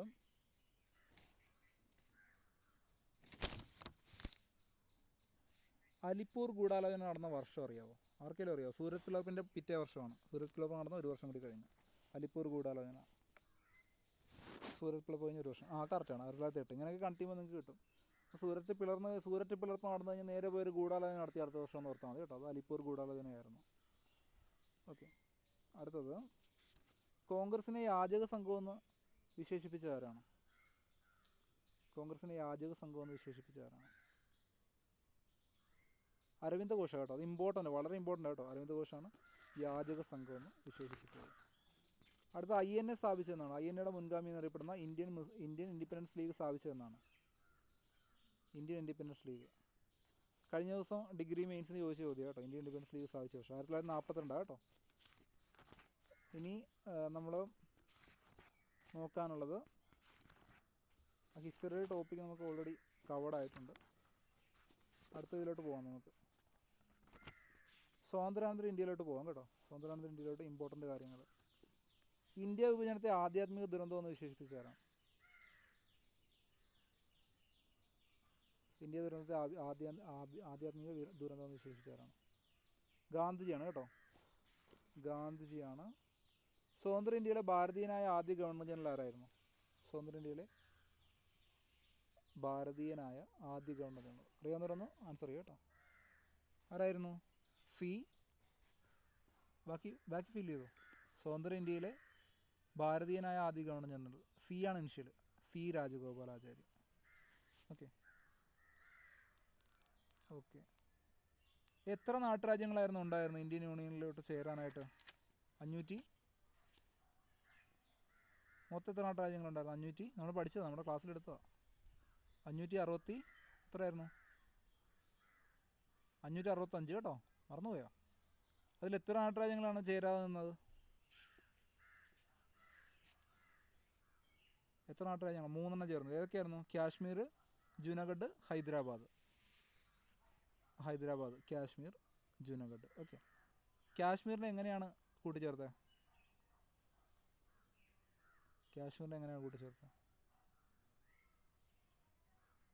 ലയന കരാർ അല്ലേ? ജുനാഗഡിനെ എങ്ങനെയാണ് കൂട്ടിച്ചേർത്തത്? ഒരു 80 പേജ് ആയിട്ടുണ്ട് കേട്ടോ സിലബസിൽ. 400 പേജിൽ 80 പേജ് ആയിട്ടുണ്ട്. ജുനാഗഡിനെ എങ്ങനെയാണ്? റെഫറൻഡം വഴി കേട്ടോ. റെഫറൻഡം അല്ല, ജനഹിത പരിശോധന കേട്ടോ. ജനഹിത പരിശോധന അതിന് റെഫറൻഡം തന്നെ. റെഫറൻഡവും ജനഹിത പരിശോധന ഒന്ന് തന്നെയാണ്. അതുവഴിയാണ് കൂട്ടിച്ചേർത്തത് കേട്ടോ. ജനങ്ങളുടെ താല്പര്യം അറിയാൻ വേണ്ടിയിട്ട് ഉള്ള വോട്ടിങ് പോലെയാണ് ജനഹിത പരിശോധന. അടുത്തത് നാട്ടുരാജ്യങ്ങളുടെ സംയോജനത്തിൽ പ്രധാന പങ്ക് വഹിച്ചത് ആരൊക്കെയായിരുന്നു? നാട്ടുരാജ്യങ്ങളുടെ സംയോജനത്തിൽ സർദാർ പട്ടേലും നെഹ്റുവാണ് കേട്ടോ. നെഹ്റുവും പിന്നെ VP മേനോനും. സർദാർ പട്ടേൽ, നെഹ്റു, VP മേനോൻ. കറക്റ്റാണ് കേട്ടോ. സർദാർ പട്ടേൽ, നെഹ്റു, VP മേനോൻ. പിന്നെ ആദ്യത്തെ പൊതു തെരഞ്ഞെടുപ്പിൽ വിജയിച്ച പാർട്ടി ഏതാണ്? 364 സീറ്റ് നേടി വിജയിച്ച പാർട്ടി ഏതായിരിക്കും? ആദ്യത്തെ തെരഞ്ഞെടുപ്പ് വിജയിക്കുന്നത് കോൺഗ്രസ് ആയിരിക്കും അല്ലേ?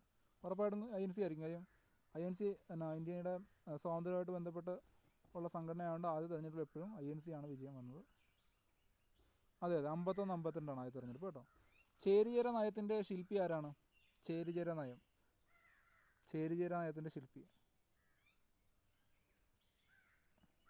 നെഹ്റു ആണ് കേട്ടോ. ജവഹർലാൽ നെഹ്റു.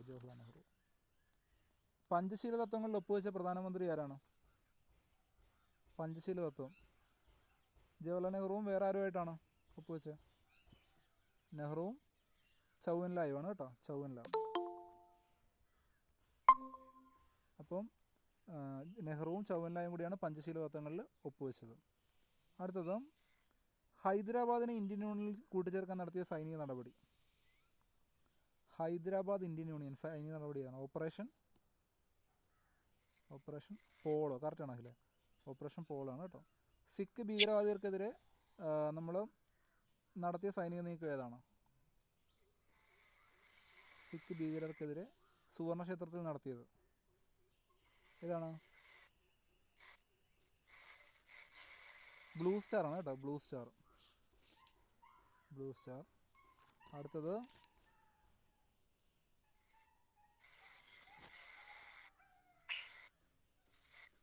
സിംല കരാറിൽ ഒപ്പുവെച്ച പ്രധാനമന്ത്രി ആരാണ്? സിംല കരാറിൽ ഒപ്പുവെച്ച പ്രധാനമന്ത്രി ഇന്ദിരാഗാന്ധിയാണ് കേട്ടോ, ഇന്ദിരാഗാന്ധിയാണ് സിംല കരാർ. അടുത്തത് മയ്യഴി ഗാന്ധി എന്നറിയപ്പെടുന്ന ആരാണ്? അഖിലെ ആ വോയിസ് ഒന്ന് മ്യൂട്ട് ചെയ്യാവോ? മയ്യഴി ഗാന്ധി എന്നറിയപ്പെടുന്നത് IK കുമാരൻ മാസ്റ്റർ കേട്ടോ, കറക്റ്റാണ് കേട്ടോ, എല്ലാവരുടെയും കറക്റ്റാണ്. അടുത്തത് ഗോവ വിമോചന സമയത്ത് പ്രതിരോധ മന്ത്രി ആരായിരുന്നു? ഗോവ വിമോചന സമയത്ത് പ്രതിരോധ മന്ത്രി. ഇതൊക്കെ ചോദിക്കാൻ ചാൻസുള്ള ചോദ്യങ്ങളാണ് കേട്ടോ. ഇപ്പോൾ തന്നെ ഒരു 500 ചോദ്യങ്ങളും ആയിട്ടുണ്ട് നമ്മൾ. ഗോവ വിമോചന സമയത്ത് പ്രതിരോധ മന്ത്രി VK കൃഷ്ണമേനോനാണ്, കറക്റ്റാണ്. പുൽവാമ ഏത് സംസ്ഥാനത്താണ്? പുൽവാമ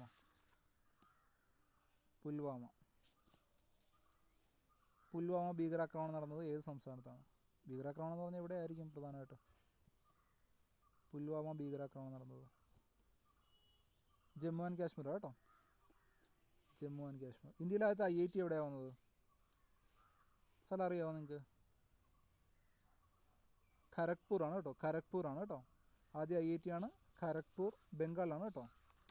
ഇത് കാര്യമാക്കണ്ട, എളുപ്പമുള്ള കുറച്ച് ചോദ്യം ഞാൻ ചോദിക്കാം.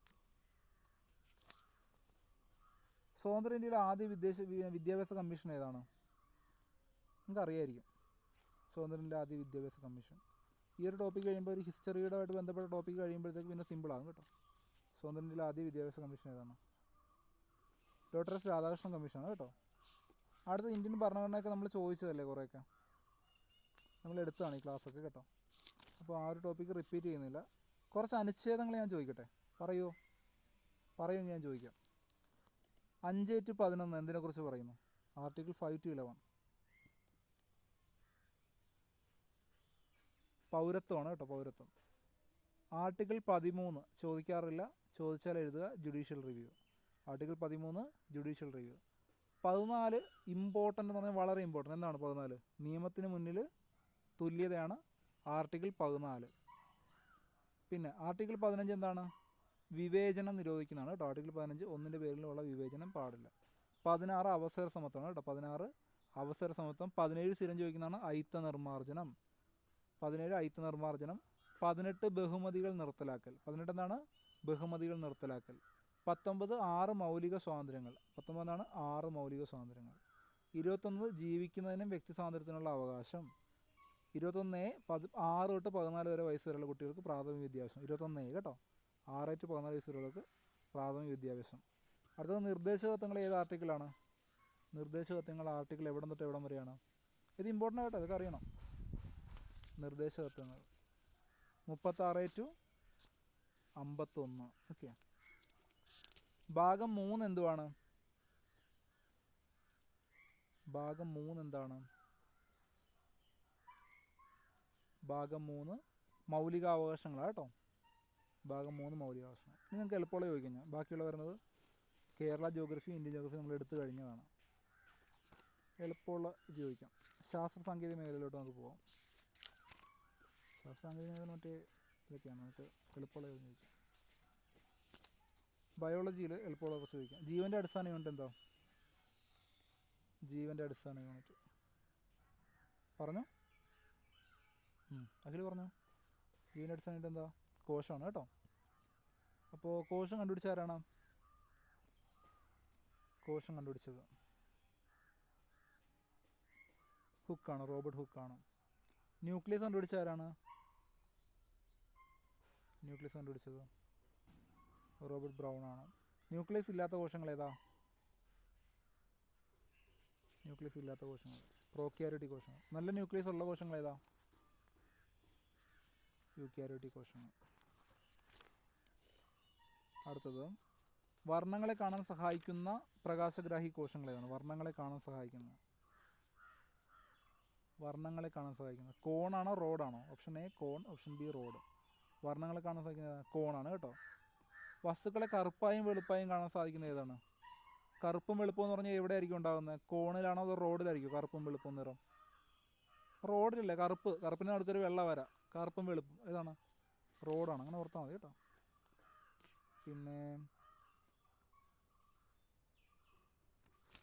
പിന്നെ ചോദിക്കാനുള്ളത് മസ്തിഷ്കത്തിൻ്റെ ഏകദേശ ഭാരം അറിയാവോ? മസ്തിഷ്കത്തിൻ്റെ ഏകദേശ ഭാരം ചോദിച്ചിട്ടുള്ള പ്രീവിയസാണ്.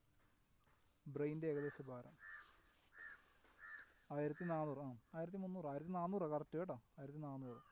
പിന്നെ മസ്തിഷ്കത്തിൻ്റെ ഏറ്റവും വലിയ ഭാഗം ഏതാണ്? മസ്തിഷ്കത്തിൻ്റെ ഏറ്റവും വലിയ ബുദ്ധി, ചിന്ത, ഓർമ്മ, ഭാവന, ഇതിനൊക്കെയുള്ള ബുദ്ധി, ചിന്ത, ഓർമ്മ, ഭാവന സെറിബ്രമാണ് കേട്ടോ. ഐച്ഛിക ചലനങ്ങളെയാണ് സെറിബ്രം നിയന്ത്രിക്കുന്നത് കേട്ടോ. ഐച്ഛിക എന്ന് പറഞ്ഞാൽ നമ്മളെ കൊണ്ട് ചെയ്യാൻ പറ്റുന്ന കൈ അനക്കാൻ പറ്റില്ല അങ്ങനെയുള്ള കാര്യങ്ങൾ. അനൈച്ഛിക ചലനങ്ങൾ ഏതാണ്? ഏത് പാർട്ടാണ്?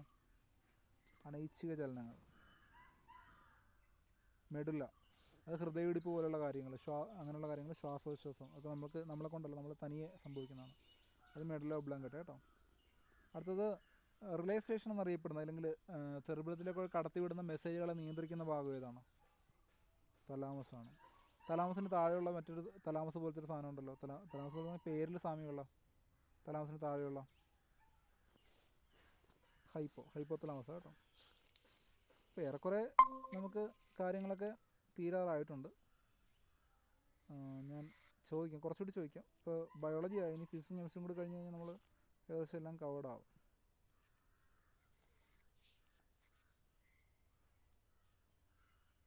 പിന്നെ കോർണിയയ്ക്ക് പിന്നിൽ രക്തപടലത്തിൻ്റെ മുൻഭാഗം ഏതാണ്? കോർണിയയ്ക്ക് പിന്നിലെ രക്തപടലത്തിൻ്റെ മുൻഭാഗത്തിന് നമ്മൾ എന്ത് പറയും? ഐറിസ് ആണ് കേട്ടോ, ഐറിസ് ആണ്. പിന്നെ ചോദിക്കാനുള്ളത് പ്രായം കൂടുന്നതിൻ്റെ ഫലമായി കണ്ണിലെ ലെൻസിൻ്റെ സുതാര്യത നഷ്ടപ്പെടുന്ന അവസ്ഥ എന്താണ്? കണ്ണിൻ്റെ ലെൻസിൻ്റെ സുതാര്യത നഷ്ടപ്പെടുന്ന അവസ്ഥ തിമിരമാണ് കേട്ടോ. സുതാര്യത നഷ്ടപ്പെടുന്നത് തിമിരമാണ് കേട്ടോ. ബ്ലൈൻഡ്നെസ് അല്ല, തിമിരം കേട്ടോ. ബ്ലൈൻഡ്നെസ് പറഞ്ഞാൽ കണ്ണിലെ കാഴ്ച മുഴുവനായിട്ട് പോകത്തില്ല. തിമിരമുള്ളവർക്ക് കണ്ണിലെ കാഴ്ചയൊന്നും മുഴുവനായിട്ട് പോകത്തില്ല, പതിയെ പോയാലും ഓപ്പറേഷൻ ചെയ്തൊക്കെ മാറ്റാൻ പറ്റുന്നത് കേട്ടോ. പിന്നെ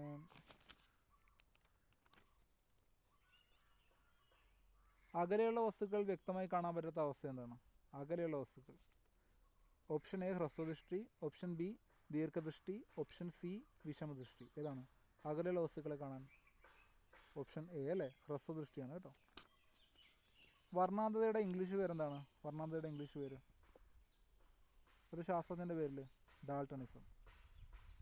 അടുത്തത് മനുഷ്യന് കേൾക്കാൻ കഴിയുന്ന സൗണ്ടിൻ്റെ പരിധി. മനുഷ്യന് കേൾക്കാൻ കഴിയുന്ന സൗണ്ടിൻ്റെ പരിധി 20 to 20,000 കറക്റ്റാണ്. ഗന്ധം തിരിച്ചറിയാനുള്ള ഇന്ദ്രിയം ഏതാണ്? ഗന്ധം തിരിച്ചറിയാനുള്ള ഇന്ദ്രിയം നോസാണ് കേട്ടോ.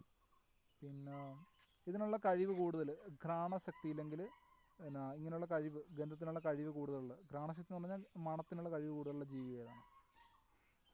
സ്നേക്ക് അല്ല, സ്രാവാണ് കേട്ടോ, സ്രാവാണ്. ഓക്കെ, അടുത്തത് അഖില ഒന്ന് മ്യൂട്ട് ചെയ്യാവോ? ത്വക്കിനെ കുറിച്ചുള്ള പഠനം ഏതാണ്? ത്വക്കിനെ കുറിച്ചുള്ള പഠനം, സ്കിന്നിനെ കുറിച്ചുള്ള പഠനം ഡെർമറ്റോളജി കേട്ടോ. പിന്നെ ത്വക്കിന് നിറം നൽകുന്ന കറക്റ്റാണ് കേട്ടോ അഖില. ത്വക്കിന് നിറം നൽകുന്ന വർണ്ണവസ്തു ഏതാണ്? മെലാനിനാണ്. മെലാനിൻ കുറവ് മൂലം ഉണ്ടാകുന്ന ഒരു രോഗമുണ്ട്. ആൽ വെച്ച് തുടങ്ങും. ബാക്കി ഫില്ല് ചെയ്യാൻ ആൽ ഡാഷ് ആൽബി എന്താണ്? മെലാനിൻ്റെ കുറവ് മൂലം ഉണ്ടാകുന്നത് ആൽബിനിസം കേട്ടോ. ആൽബിനിസമാണ് കേട്ടോ, ആൽബിനിസം. അടുത്തത് ത്വക്കിനും രോമത്തിനും മൃദുത്വം നൽകുന്ന ഒരു ദ്രാവകമുണ്ട്. ഏതാണത്? ത്വക്കിനും രോമത്തിനും മൃദുത്വം നൽകുന്ന ദ്രാവകം സെബമാണ് കേട്ടോ, സീബം. പിന്നെ രക്തത്തെക്കുറിച്ചുള്ള പഠനം ഏതാണ്? രക്തത്തെക്കുറിച്ചുള്ള പഠനം ഹെമറ്റോളജി, കറക്റ്റാണ്. പിന്നെ ആരോഗ്യവാനായ ഒരാളുടെ ശരീരത്തിൽ എത്ര ലിറ്റർ രക്തം ഉണ്ടാവും? 5 to 6 ലിറ്റർ കേട്ടോ, 5 to 6 ലിറ്റർ.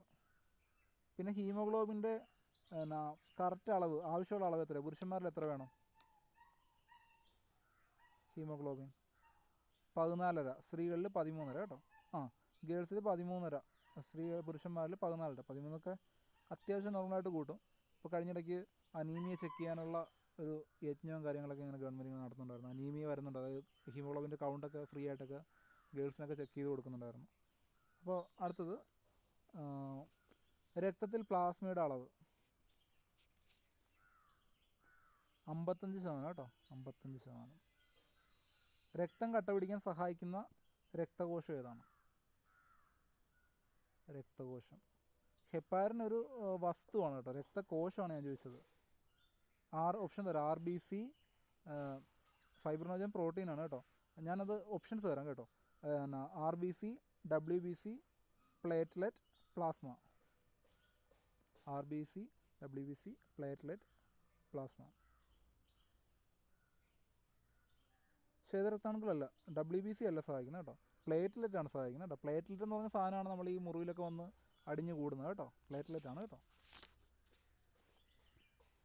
ശ്വേതരക്താണുക്കൾ എന്ന് പറഞ്ഞു കഴിഞ്ഞാൽ വെളുത്ത രക്താണുക്കൾ, അതായത് വൈറ്റ് ബ്ലഡ് സെൽസ്, WBC അതല്ല കേട്ടോ. എന്തുവാ അടുത്തത്? ആൻറ്റിബോഡികൾ ഉൽപ്പാദിപ്പിക്കുന്നത് ഏത് ശ്വേതരക്താണുമാണ് ആൻറ്റിബോഡികൾ ഉൽപ്പാദിപ്പിക്കുന്നത്? ഏത് WBC ആണ് ആൻറ്റിബോഡി ഉൽപ്പാദിപ്പിക്കുന്നത്? Option A lymphocyte, option B leucocyte, option C monocyte. Antibody ഉൽപ്പാദിപ്പിക്കുന്നതാണ് ലിംഫോസൈറ്റ് ആണോ മോണോസൈറ്റ് ആണോ? ഏതാ? ലിംഫോസൈറ്റ് ആണ് കേട്ടോ ആൻറ്റിബോഡി ഉൽപ്പാദിപ്പിക്കുന്നത്. പിന്നെ രക്തം കട്ട പിടിക്കാൻ സഹായിക്കുന്ന പ്രോട്ടീനുണ്ട്, അതേതാണ്? നമ്മുടെ അഖിൽ നേരത്തെ ഉത്തരം പറഞ്ഞൊരു സാധനമാണ്. രക്തം കട്ട പിടിക്കാൻ സഹായിക്കുന്ന പ്രോട്ടീൻ F വെച്ച് തുടങ്ങുന്ന ഫൈബ്രിനോജൻ, കറക്റ്റാണ് കേട്ടോ, ഫൈബ്രിനോജൻ കേട്ടോ. അത് ശ്രദ്ധിച്ചോണ്ട്, രക്തം കട്ട പിടിക്കാൻ സഹായിക്കുന്ന പ്രോട്ടീനാണ് ഫൈബ്രിനോജൻ. കോശങ്ങളെ ചോദിക്കുകയാണെങ്കിൽ പ്ലാറ്റ്ലെറ്റ് പറയണം കേട്ടോ, പ്ലാറ്റ്ലെറ്റ്. അടുത്തത് മനുഷ്യരത്തിലെ രക്തഗ്രൂപ്പുകൾ ഏതൊക്കെയാണ്? 4 രക്തഗ്രൂപ്പുകളുണ്ട്, ഏതൊക്കെയാണ്?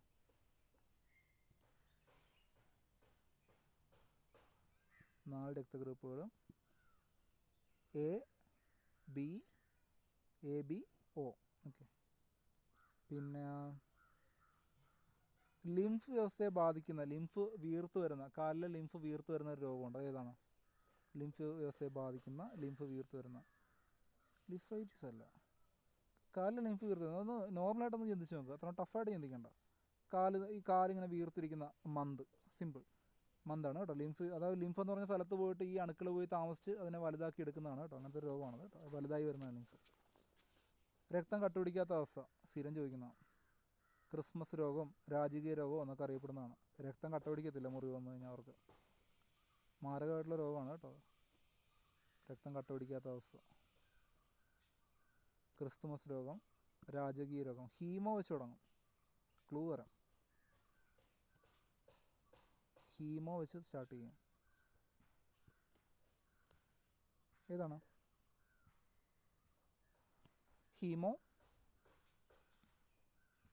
ഹീമോഫീലിയ കേട്ടോ, ഹീമോഫീലിയാണ് കേട്ടോ.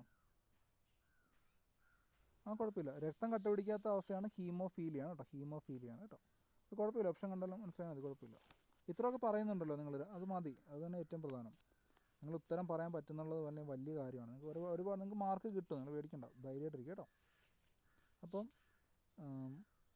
രക്തത്തിൽ WBC ഇല്ലെങ്കിൽ ശ്വേതരക്താണുക്കൾ, ശ്വേതം എന്ന് പറഞ്ഞാൽ വെളുത്ത രക്താണുക്കൾ, രക്തത്തിൽ വെളുത്ത രക്താണുക്കൾ ഇല്ലെങ്കിൽ WBC ശരിക്കും വർദ്ധിച്ചു കഴിഞ്ഞാൽ, ക്രമാതീതമായി വർദ്ധിച്ചു കഴിഞ്ഞാൽ ഉണ്ടാകുന്ന ഒരു രോഗം ഏതാണ്? ക്രമാതീതമായി വർദ്ധിച്ചു കഴിഞ്ഞാൽ ഒരു ക്യാൻസറാണ്. എന്താണ് പറയുന്നത്? രക്താർബുദം അല്ലെങ്കിൽ ല്യൂക്കീമിയ കേട്ടോ. ല്യൂക്കീമിയ ഇല്ലെങ്കിൽ രക്താർബുദമാണ് കേട്ടോ. പിന്നെ സാധാരണ ല്യൂക്കീമിയ കേട്ടോ, ല്യൂക്കീമിയ. അങ്ങനെ സാധാരണ രക്തസമ്മർദ്ദം എത്രയാണ്? സാധാരണ രക്തസമ്മർദ്ദം 120/80 കേട്ടോ, 120/80. പിന്നെ കുറേയൊക്കെ നമ്മൾ ചോദിച്ചാൽ കേട്ടോ, ചോദിച്ച് പോകാൻ സ്കിപ്പ് ചെയ്യണേ. മനുഷ്യ ശരീരത്തിലെ രാസപരീക്ഷണശാല എന്നറിയപ്പെടുന്നത് ഏതാണ്? ഏത് അവയവമാണ് കെമിക്കൽ ഫാക്ടറി എന്നറിയപ്പെടുന്നത്? രാസപരീക്ഷണശാല കരളാണ് കേട്ടോ. കരളിൻ്റെ ഭാരം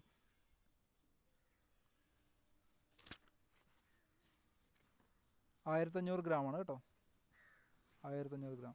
മനുഷ്യൻ്റെ ഗർഭകാലം എന്നാണ് 1500 കേട്ടോ. മനുഷ്യൻ്റെ ഗർഭകാലം എത്ര ദിവസമാണ്?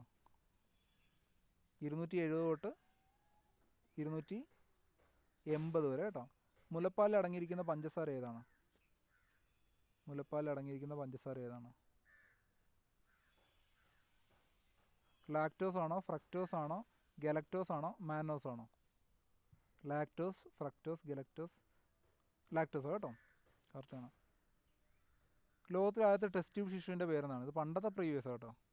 ലോകത്തിലെ ആദ്യത്തെ ടെസ്റ്റ് ട്യൂബ് ശിശുവിൻ്റെ പേരെന്താണ്? ആർക്കെങ്കിലും അറിയാമോ? ലൂയി ബ്രൗൺ ആണ് കേട്ടോ, ലൂയി ബ്രൗൺ ആണ്. ഇപ്പോൾ ചോദിക്കാറില്ല, എങ്കിലും പറഞ്ഞതേ ഉള്ളൂ, പ്രീവിയസ് ആയതുകൊണ്ട് പറഞ്ഞതേ ഉള്ളൂ, ലൂയി ബ്രൗൺ. അടുത്തത്, ക്ലോണിങ്ങിലൂടെ സൃഷ്ടിച്ച ആദ്യ ചെമ്മരിയാടിൻ്റെ പേരെന്താണ്? പ്രീവിയസ് ആണ് കേട്ടോ. ക്ലോണിങ്ങിലൂടെ സൃഷ്ടിച്ച ആദ്യ ചെമ്മരിയാടിൻ്റെ പേരെന്താണ്? ഡോളിയാണ് കേട്ടോ, ഡോളി. അടുത്തത്,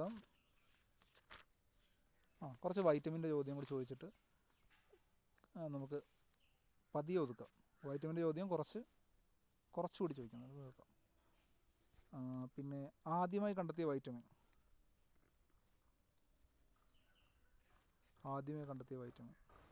വൈറ്റമിൻ എ ആണ് കേട്ടോ. ആദ്യത്തിൻ്റെ ഫസ്റ്റ് ലെറ്റർ ഏതാ? എ ആണ്. അപ്പോൾ ആദ്യമായിട്ട് കണ്ടുപിടിച്ച വൈറ്റമിൻ എ കേട്ടോ. മദ്യപാനികൾക്ക് നൽകുന്ന വൈറ്റമിൻ ഏതാണ്? മദ്യപാനികൾക്ക് നൽകുന്ന വൈറ്റമിൻ B1 ആണ് കേട്ടോ, B1 ആണ്. നാരങ്ങ, ഓറഞ്ച് തുടങ്ങിയ ഫലങ്ങളിൽ അടങ്ങിയിരിക്കുന്ന വൈറ്റമിൻ C ആണ്. സൂര്യപ്രകാശത്തിൽ നിന്ന് നമ്മുടെ ത്വക്ക് ഉൽപ്പാദിപ്പിക്കുന്നത്, സൂര്യപ്രകാശം അടിക്കുമ്പോഴത്തേക്ക് നമ്മുടെ സ്കിന്നിലെ ബാക്ടീരിയ ഉൽപ്പാദിപ്പിക്കുന്ന വൈറ്റമിൻ D. അത് സൂര്യപ്രകാശത്തിൽ നിന്നല്ല ലഭിക്കുന്നത് കേട്ടോ. സൂര്യപ്രകാശം വരുമ്പോഴത്തേക്ക് നമ്മുടെ സ്കിന്നിലെ ബാക്ടീരിയ ഉൽപ്പാദിപ്പിക്കുന്നതാണ് അത് കേട്ടോ, വൈറ്റമിൻ D. അങ്ങനെ ഒന്ന് ഓർത്ത് വെച്ചേക്കുക. കഴിഞ്ഞ ദിവസം പ്രീവിയസ് ആയിട്ട് ചോദിച്ചു വൈറ്റമിൻ D കേട്ടോ. വൈറ്റമിൻ ഡിയുടെ സ്രോതസ്സുകൾ ഏതൊക്കെയാണെന്നുള്ള രീതിയിൽ ചോദിച്ചായിരുന്നു. അപ്പം അടുത്തത്, ഹോർമോണായി കണക്കാക്കുന്ന വൈറ്റമിൻ ഏതാണ്? ടോക്കോഫെറോൾ എന്നൊക്കെ പറയും, ഹോർമോണായിട്ട് കണക്കാക്കുന്നത് വൈറ്റമിൻ E ആണ് കേട്ടോ. ഇതൊക്കെ നോക്കിയിട്ട് പോകണം കേട്ടോ, വൈറ്റമിനൊക്കെ നോക്കിയിട്ട് പോകണം, ചോദിക്കും ഇത് കേട്ടോ. അടുത്തത്, ആൻറ്റി സ്റ്റെറിലിറ്റി വൈറ്റമിൻ എന്നറിയപ്പെടുന്ന ഏതാണ്? ആൻറ്റി സ്റ്റെറിലിറ്റി വൈറ്റമിൻ E ആണ് കേട്ടോ. പിന്നെ രക്തം കട്ടപിടിക്കാൻ സഹായിക്കുന്ന വൈറ്റമിൻ ഏതാണ്? രക്തം കട്ടപിടിക്കാൻ സഹായിക്കുന്ന കോശം, പ്ലേറ്റ്ലെറ്റ്, പ്രോട്ടീൻ, ഫൈബ്രിനോജൻ, വൈറ്റമിൻ ഏതാണ്? K ആണ് കേട്ടോ, K ആണ്, കറക്റ്റാണ് കേട്ടോ. അടുത്തത്, തെങ്ങിൻ്റെ കൂമ്പ് ചീയലിന് കാരണം ഏതാണ്? തെങ്ങിൻ്റെ കൂമ്പ് ചീയലിന് കാരണം ഫംഗസ് ആണ്. T/D/D/T എന്തിൻ്റെ ഇനമാണ്? ഏത് സസ്യത്തിൻ്റെ ഇനമാണ്? ഏത് കാർഷിക വിളയുടെ ഇനമാണ് T/D/D/T? തെങ്ങാണ് കേട്ടോ. ലക്ഷഗംഗ, ചന്ദ്രശങ്കര, ചന്ദ്രലക്ഷ എന്തിൻ്റെ ഇനമാണ്? ലക്ഷഗംഗ, ചന്ദ്രശങ്കര, ചന്ദ്രലക്ഷ തെങ്ങാണ്. നവര എന്ന് പറയുന്നത് എന്തിൻ്റെ ഇനമാണ്? നവര അരിയാണ് കേട്ടോ, നെല്ലാണ് കേട്ടോ. അടുത്തത്, ഔഷധ ഗുണമുള്ള നവര കേട്ടോ, കറക്റ്റാണ്. അടുത്തത്, റബ്ബർ കൃഷിക്ക് അനുയോജ്യമായ മണ്ണ് ഏതാണ്? തീരാറായി കേട്ടോ, ഇപ്പോൾ തീരും. ഒരു 5 മിനിറ്റ് 7 മിനിറ്റ് കൊണ്ടൊക്കെ തീരും LGSൻ്റെ മൊത്തം. ലാറ്ററൈറ്റ്. പിന്നെ ഞാൻ ഒരു 2 ഡിഫിക്കൽട്ട് ചോദ്യം ചോദിക്കാൻ പോകണം, അത് നിങ്ങൾക്ക് യൂസ് ആവും, ഞാൻ ചോദിക്കുവാണ്.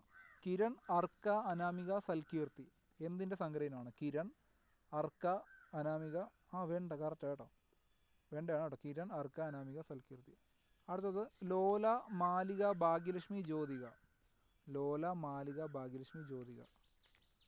പയറാണ് കേട്ടോ, പയറാണ്. അടുത്തത് ഏത്തവാഴ ഗവേഷണ കേന്ദ്രം എവിടെയാണ് സ്ഥിതി ചെയ്യുന്നത്? ഏത്തവാഴ ഗവേഷണ കേന്ദ്രം കണ്ണൂരല്ല, കണ്ണാറ തൃശ്ശൂർ കേട്ടോ, കണ്ണാറ തൃശ്ശൂർ. കൈതച്ചക്ക ഗവേഷണ കേന്ദ്രം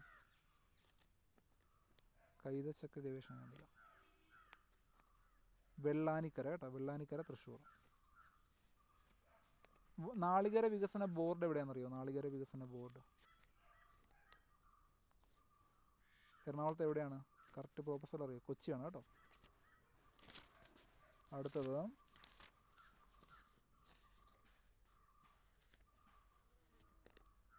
ഇന്ത്യയിൽ വനനിയമം നിലവിൽ വന്ന വർഷം? വനനിയമം ഇന്ത്യയിൽ നിലവിൽ വന്ന വർഷം?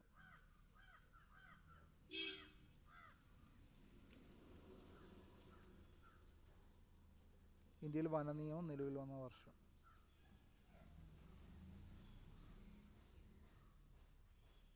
1972 കേട്ടോ, 1972 ആണ്.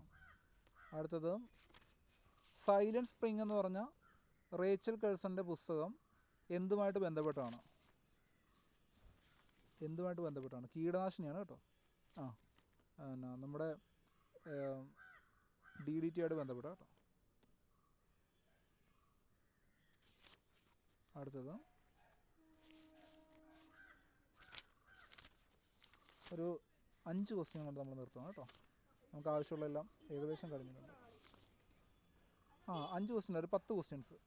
അതായത് നക്ഷത്രങ്ങളുടെ തിളക്കം, മരുഭൂമിയിലെ മരീചിക, സൂര്യോദയത്തിന് അല്പം മുൻപും പിൻപും സൂര്യനെ കാണുന്നത്, ഇത് എന്തുമായിട്ട് ബന്ധപ്പെട്ട, എന്ത് പ്രകാശത്തിൻ്റെ ഇതുമായിട്ട് ബന്ധപ്പെട്ടാണ്? ഇത്രയും കാര്യങ്ങൾ. നക്ഷത്രത്തിൻ്റെ തിളക്കം, വിസരണമല്ല, നക്ഷത്രങ്ങളുടെ തിളക്കം, മരുഭൂമിയിലെ മരീചിക, സൂര്യൻ നേരത്തെയും താമസിച്ചു, സൂര്യോദയത്തിന് മുമ്പ് കാണും, സൂര്യോദയത്തിന് ശേഷവും കാണും 2 മിനിറ്റ്. അതിൻ്റെ കാരണം എന്താണ്? റിഫ്രാക്ഷനാണ് കേട്ടോ, അപവർത്തനമാണ് കേട്ടോ. അടുത്തത് സൂര്യന് ചുറ്റുമുള്ള വലയം, CD-യിൽ കാണുന്ന മഴവിൽ നിറം, നിഴലുകൾ ക്രമരഹിതമായി കാണപ്പെടുന്നു. ഇതെല്ലാം ഒരു കാരണമാണ്. എന്താണ് കാരണം?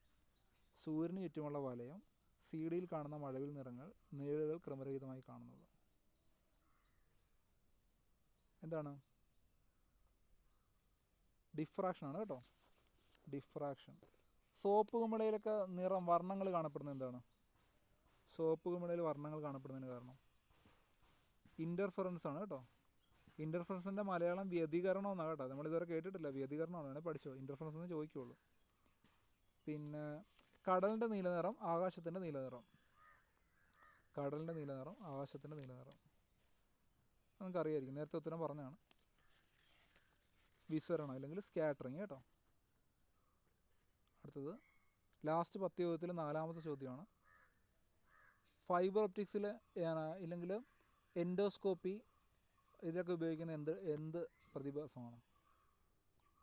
ഫൈബർ ഒപ്റ്റിക്സ്, എൻഡോസ്കോപ്പി, ഇതിലൊക്കെ ഉപയോഗിക്കുന്നത് അല്ല, റേഡിയോ വേവ്സ് അല്ല, ലൈറ്റ് വേവ്സ് ആണ് യൂസ് ചെയ്യുന്നത്. അതിൽ നമ്മൾ ഈ പ്രകീർണനം, വിസരണം, പൂർണ്ണാന്തരിക പ്രതിഫലനം, അപവർത്തനം, ഇതിലേതാണ്? പ്രകീർണനം, വിസരണം, പൂർണ്ണാന്തരിക പ്രതിഫലനം, അപവർത്തനം, ഇതിലേതാണ് ഫൈബർ ഒപ്റ്റിക്സിലും എൻഡോസ്കോപ്പിയിൽ യൂസ് ചെയ്യുന്നത്? എൻഡോസ്കോപ്പി എന്ന് പറഞ്ഞാൽ നമ്മുടെ വയറ്റിനുള്ളിൽ ഓപ്പറേഷനൊക്കെ ചെയ്യുമ്പോഴത്തേക്കും, ശരീരത്തിനുള്ളിൽ ഓപ്പറേഷൻ ചെയ്യുമ്പോൾ ഉപയോഗിക്കുന്ന ഒരു ടെക്നിക്കാണ് എൻഡോസ്കോപ്പി. ഫൈബർ ഒപ്റ്റിക്സ് എന്ന് പറഞ്ഞാൽ നമ്മുടെ ഈ ഫൈബറാണ്, നമ്മുടെ ഈ ഇൻ്റർനെറ്റിനൊക്കെ ഉപയോഗിക്കുന്ന ഫൈബറാണത്. പൂർണ്ണാന്തരിക പ്രതിഫലമാണ് കേട്ടോ, ടോട്ടൽ ഇൻറ്റേർണൽ റിഫ്ലക്ഷൻ എന്നൊക്കെ പറഞ്ഞ സംഭവമാണ് കേട്ടോ. നിങ്ങളൊന്ന് കേട്ടിരിക്കുക, കേട്ട് മറക്കുക, എഴുതാൻ പറ്റും നിങ്ങൾക്കത്. അപ്പോൾ സൂര്യപ്രകാശം ഭൂമിയിലെത്താൻ വേണ്ട സമയം സ്ഥിരം ചോദ്യമാണ്. 5ാമത്തെ ചോദ്യം, 10ാമത്തിൽ 5ാമത്തെ ചോദ്യം. സൂര്യപ്രകാശം ഭൂമിയിലെത്താൻ പറ്റുന്ന സമയം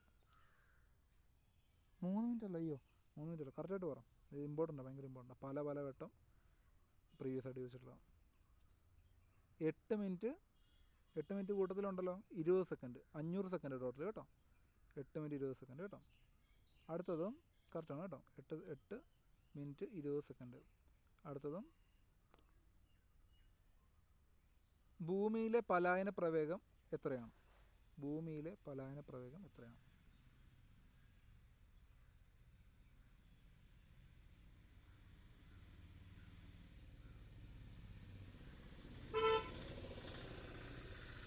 കറക്റ്റാണ് കേട്ടോ. 11.2. അടുത്തത് ഏറ്റവും ചെറിയ ഗ്രഹം ഏതാണ്?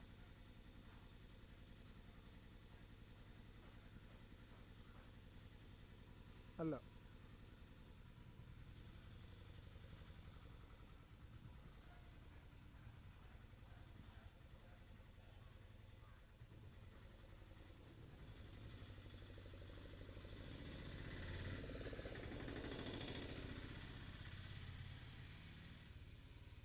ബുധനാണ് കേട്ടോ ഏറ്റവും ചെറിയ ഗ്രഹം, ബുധനാണ്.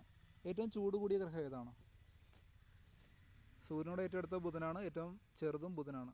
ഏറ്റവും ചൂട് കൂടിയ ഏതാണ്? അത് ബുധനല്ല കേട്ടോ. ഏറ്റവും ചൂട് കൂടിയ ഏതാണ്? ശുക്രനാണ് കേട്ടോ, വീനസാണ്. കറക്റ്റാണ് കേട്ടോ. അടുത്തത് ചന്ദ്രനിലെ പ്രകാശം ഭൂമിയിലെത്താൻ എടുക്കുന്ന സമയം. ചന്ദ്രനിലെ പ്രകാശം ഭൂമിയിലെത്താൻ എടുക്കുന്ന സമയം 1.3 സെക്കൻഡ്. കാരണം ഏറ്റവും കൂടുതൽ ഉപഗ്രഹങ്ങളുള്ള ഗ്രഹം, ഏറ്റവും കൂടുതൽ ഉപഗ്രഹങ്ങളുള്ള ഗ്രഹം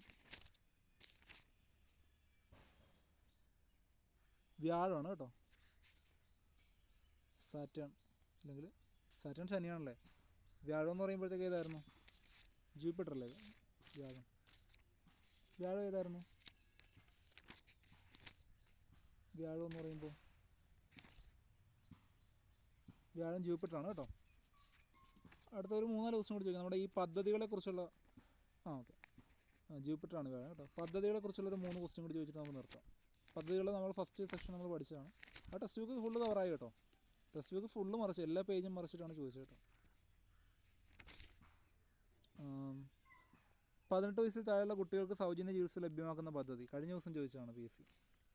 18 വയസ്സിൽ താഴെയുള്ള കുട്ടികൾക്ക്. താലോലമല്ല,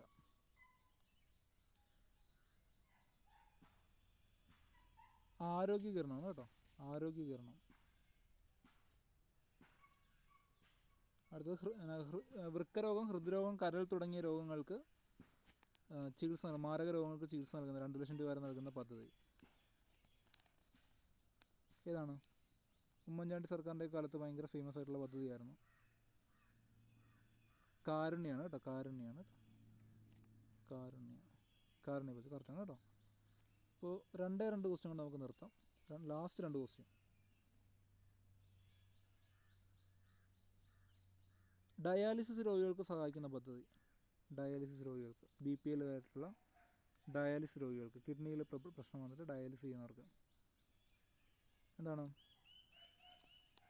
സമാശ്വാസമാണ് കേട്ടോ. സമാശ്വാസമാണ്. അടുത്തത് വീട്ടിലിരുന്ന് ഡോക്ടറെ കാണാൻ സഹായിക്കുന്ന പദ്ധതി ഏതാണ്? വെച്ച് തുടങ്ങും. എഴുതിയിട്ടൊരു ഹൈഫൺ ഉണ്ട്, അങ്ങനത്തെ ഒരു പദ്ധതിയാണ്. എഴുതിയിട്ടൊരു വര, എന്നിട്ട് വേറൊരു പേര്. എന്താണ്? വീട്ടിലിരുന്ന് ഡോക്ടറെ കാണാൻ പറ്റുന്ന സംവിധാനം ഇപ്പോഴും ഉണ്ട് കേട്ടോ. ഡോക്ടറല്ല, ഇപ്പോഴും അത് അവൈലബിൾ ആണ്. സഞ്ജീവനി കേട്ടോ. സഞ്ജീവനിയാണ് കേട്ടോ.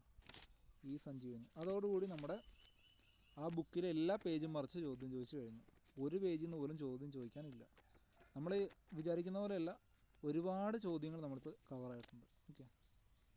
പിന്നെ ആർട്സ് സംസ്കാരം, ആ പോർഷൻ ഞാൻ മനഃപൂർവ്വം സ്കിപ്പ് ചെയ്തത്. അതിൽ നിന്നൊരു 3-4 മാർക്കിന് ചോദിക്കും. അത് എങ്ങനെ ചോദിച്ചാലും ആ ഒരു 5 മാർക്കിൽ നമുക്ക് 2 മാർക്ക് 3 മാർക്കൊക്കെ കിട്ടത്തുള്ളൂ. അത് നമ്മുടെ അപ്പോഴത്തെ ലക്ക് പോലെ ഇരിക്കും. അതൊന്ന് ജസ്റ്റ് ഒന്ന് വായിച്ചിട്ട് പോയത്. എന്നാൽ നമ്മൾ കാണാതെ പഠിക്കുന്ന ഫാക്ട്സ്, അതാണ് ഞാൻ സ്കിപ്പ് ചെയ്തത്. അത് ജസ്റ്റ് പഠിക്കാതിരിക്കുക നിങ്ങളുടെ ഇഷ്ടം പോലെ ചെയ്താൽ മതി.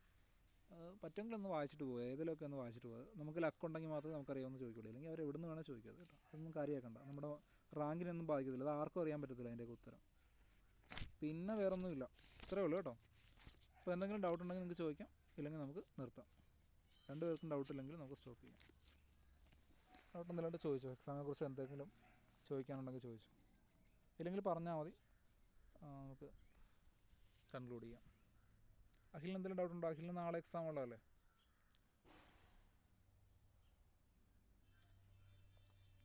എന്തെങ്കിലും ഗൈഡൻസിൻ്റെ പ്രശ്നം എന്തെങ്കിലും ഉണ്ടോ?